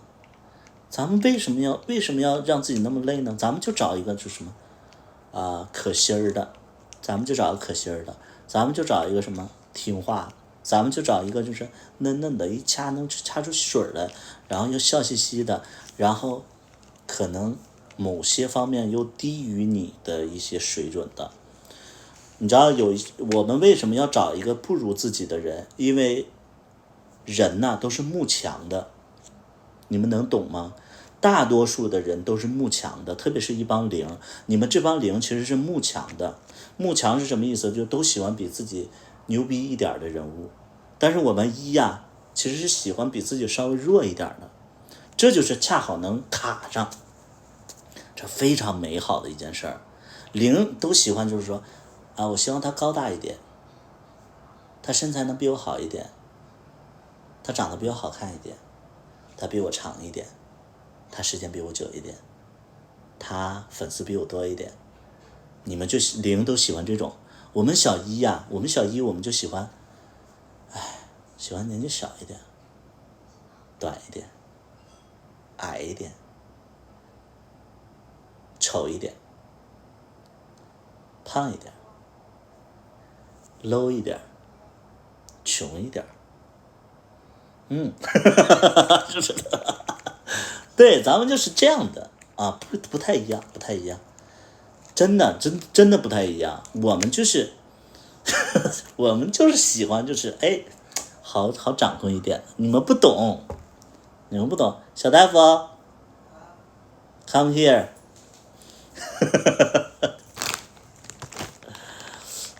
不一样，真的不一样。吃饭了？吃饭了。行了，咱们就是先吃个饭啊，来，咱们吃个饭。你这里塞啥了？大不行吗？哎呀妈！咱也那个。你看你想吃哪个面？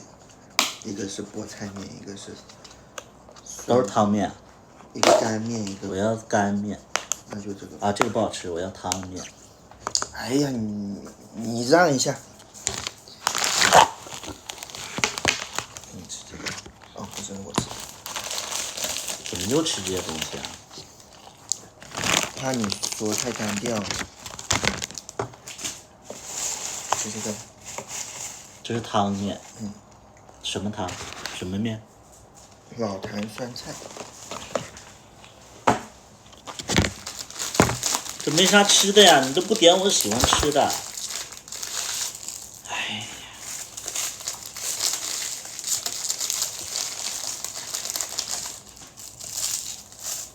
吃这玩意儿你这，那我吃。哎呀，我想吃点烧烤的没有？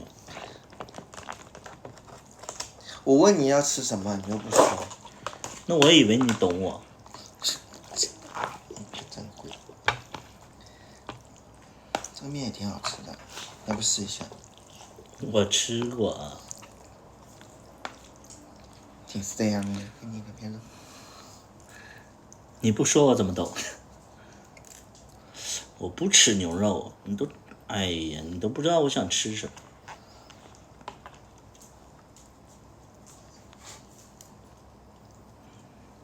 吃一口吧。这不是烧烤吗？好吃吗？筷子不洗一下的。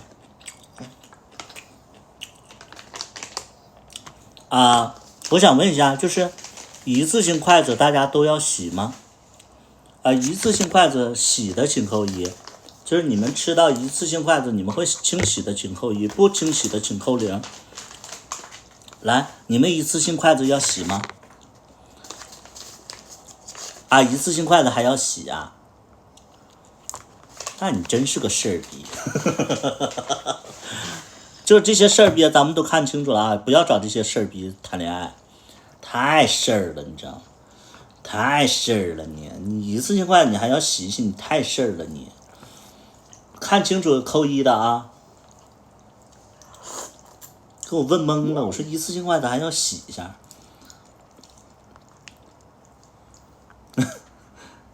脏死了，你干净，你最干净。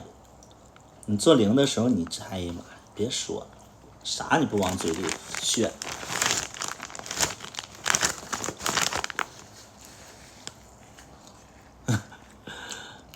你要洗啊，行，洗也是好孩子，洗一次性筷子的，你们就单身吧，别霍霍别人。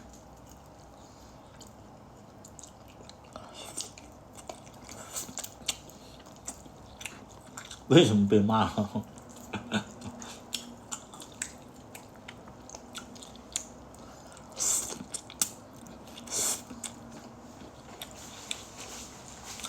为什么我不洗也要单身？我尝尝你的，好吃吗？你这个？因为好男人都被别人抢了。这个好吃。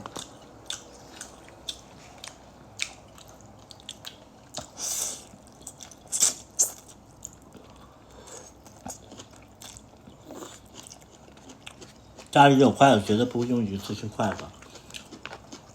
天哪，我直播间里怎么这么多高品质的男性啊？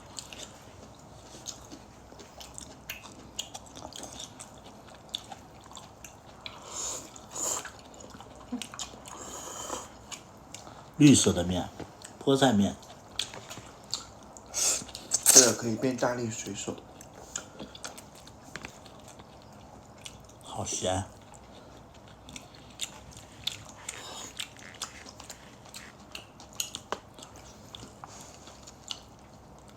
你们国庆出去玩吗？不会，国庆哪都是人，我不太喜欢人多的地方。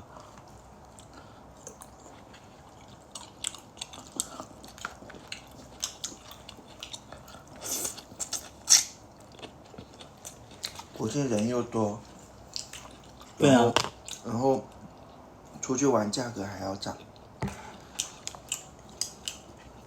哪都是人，玩啥去？人多，酒店贵。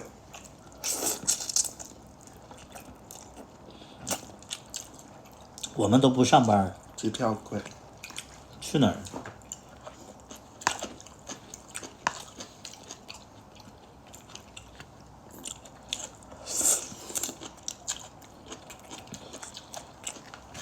这是我外甥，我姐家孩子，也是 gay。我姐也是操心。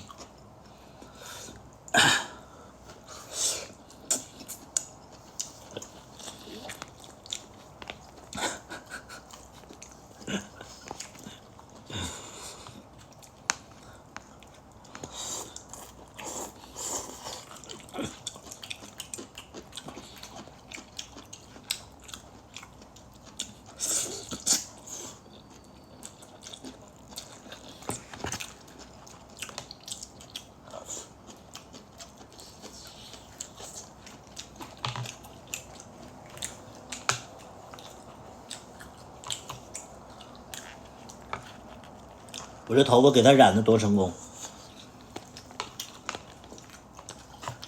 你们看得出来我的头发是什么颜色吗？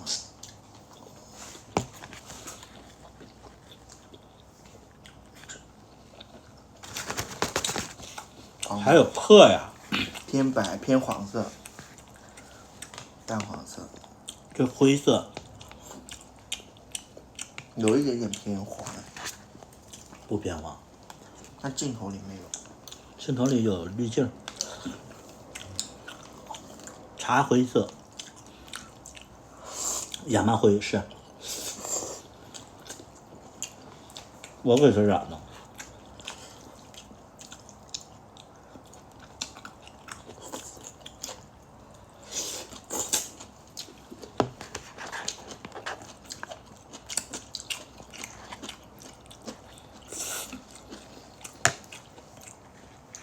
漂了。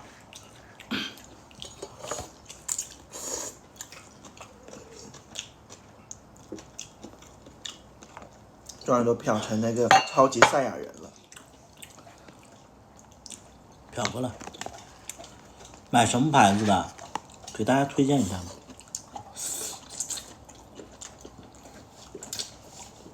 手机没带。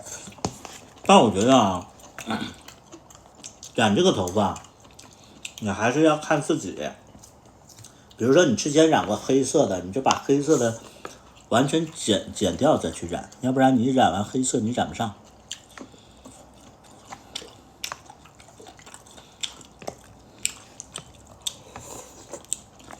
我俩直播之前刚睡醒，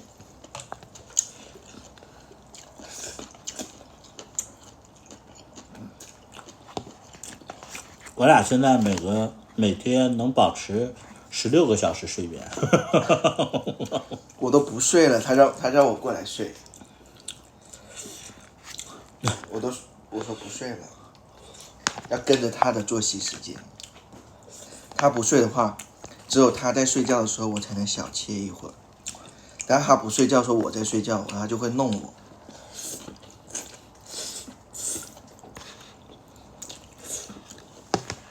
百合，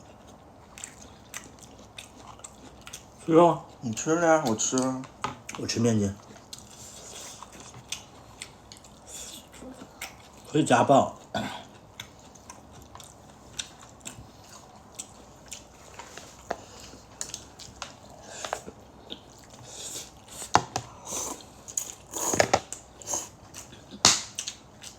多少天没更新视频了？好多天了，3天了。没办法，你这监督不了。怎么就没有东西发？一天消费多少钱？这不都是内容吗？你之前每天上个破班之前，我还能给你录个10几期呢。你咋就没有内容呢？你就不想拍你就算了，你这没有，没有啥呀？你一点你都没有紧迫感。又来了。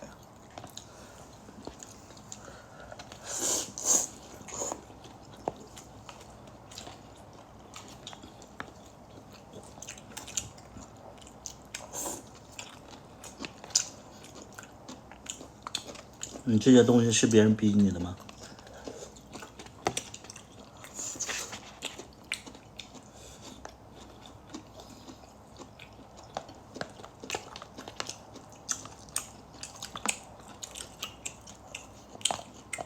这对象如果说不上进的话，不用逼，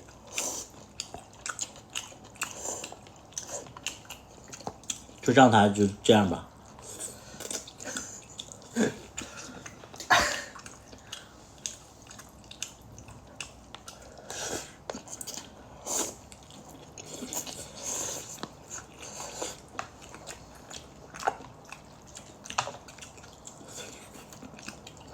关键天天如果说对你笑的话，你就没有紧张感。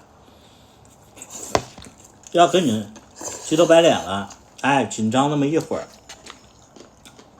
拍个东西，好像给我拍的似的，为了堵住我的嘴。那是你鸡头白脸了，就说，然后你才会觉得是。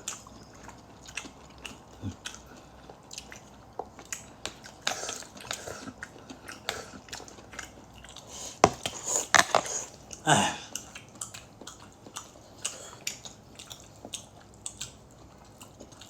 你再这样的话，我就告诉我姐，把你给她领回去。不行。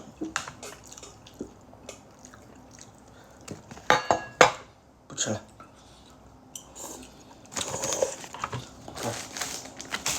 又浪费粮食，这不是钱来的？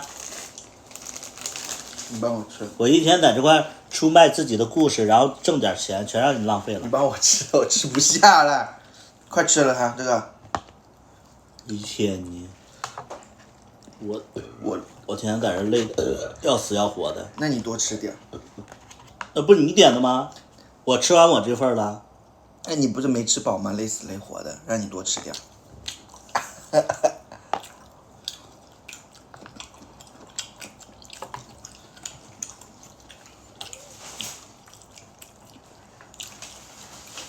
吃干干净净的。农民伯伯多不容易。给我一个。节约一点，用这个。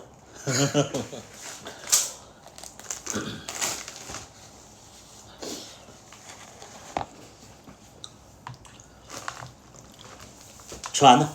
吃不完。吃完了。从你后面塞。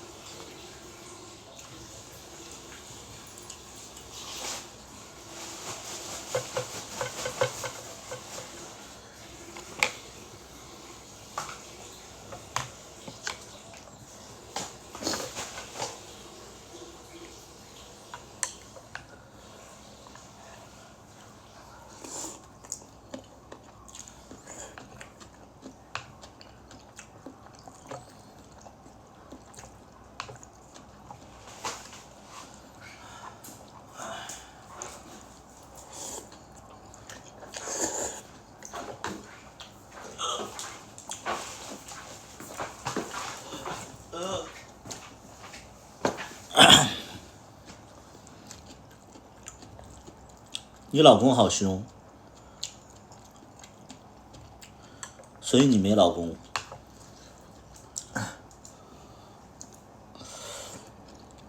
说他坏话。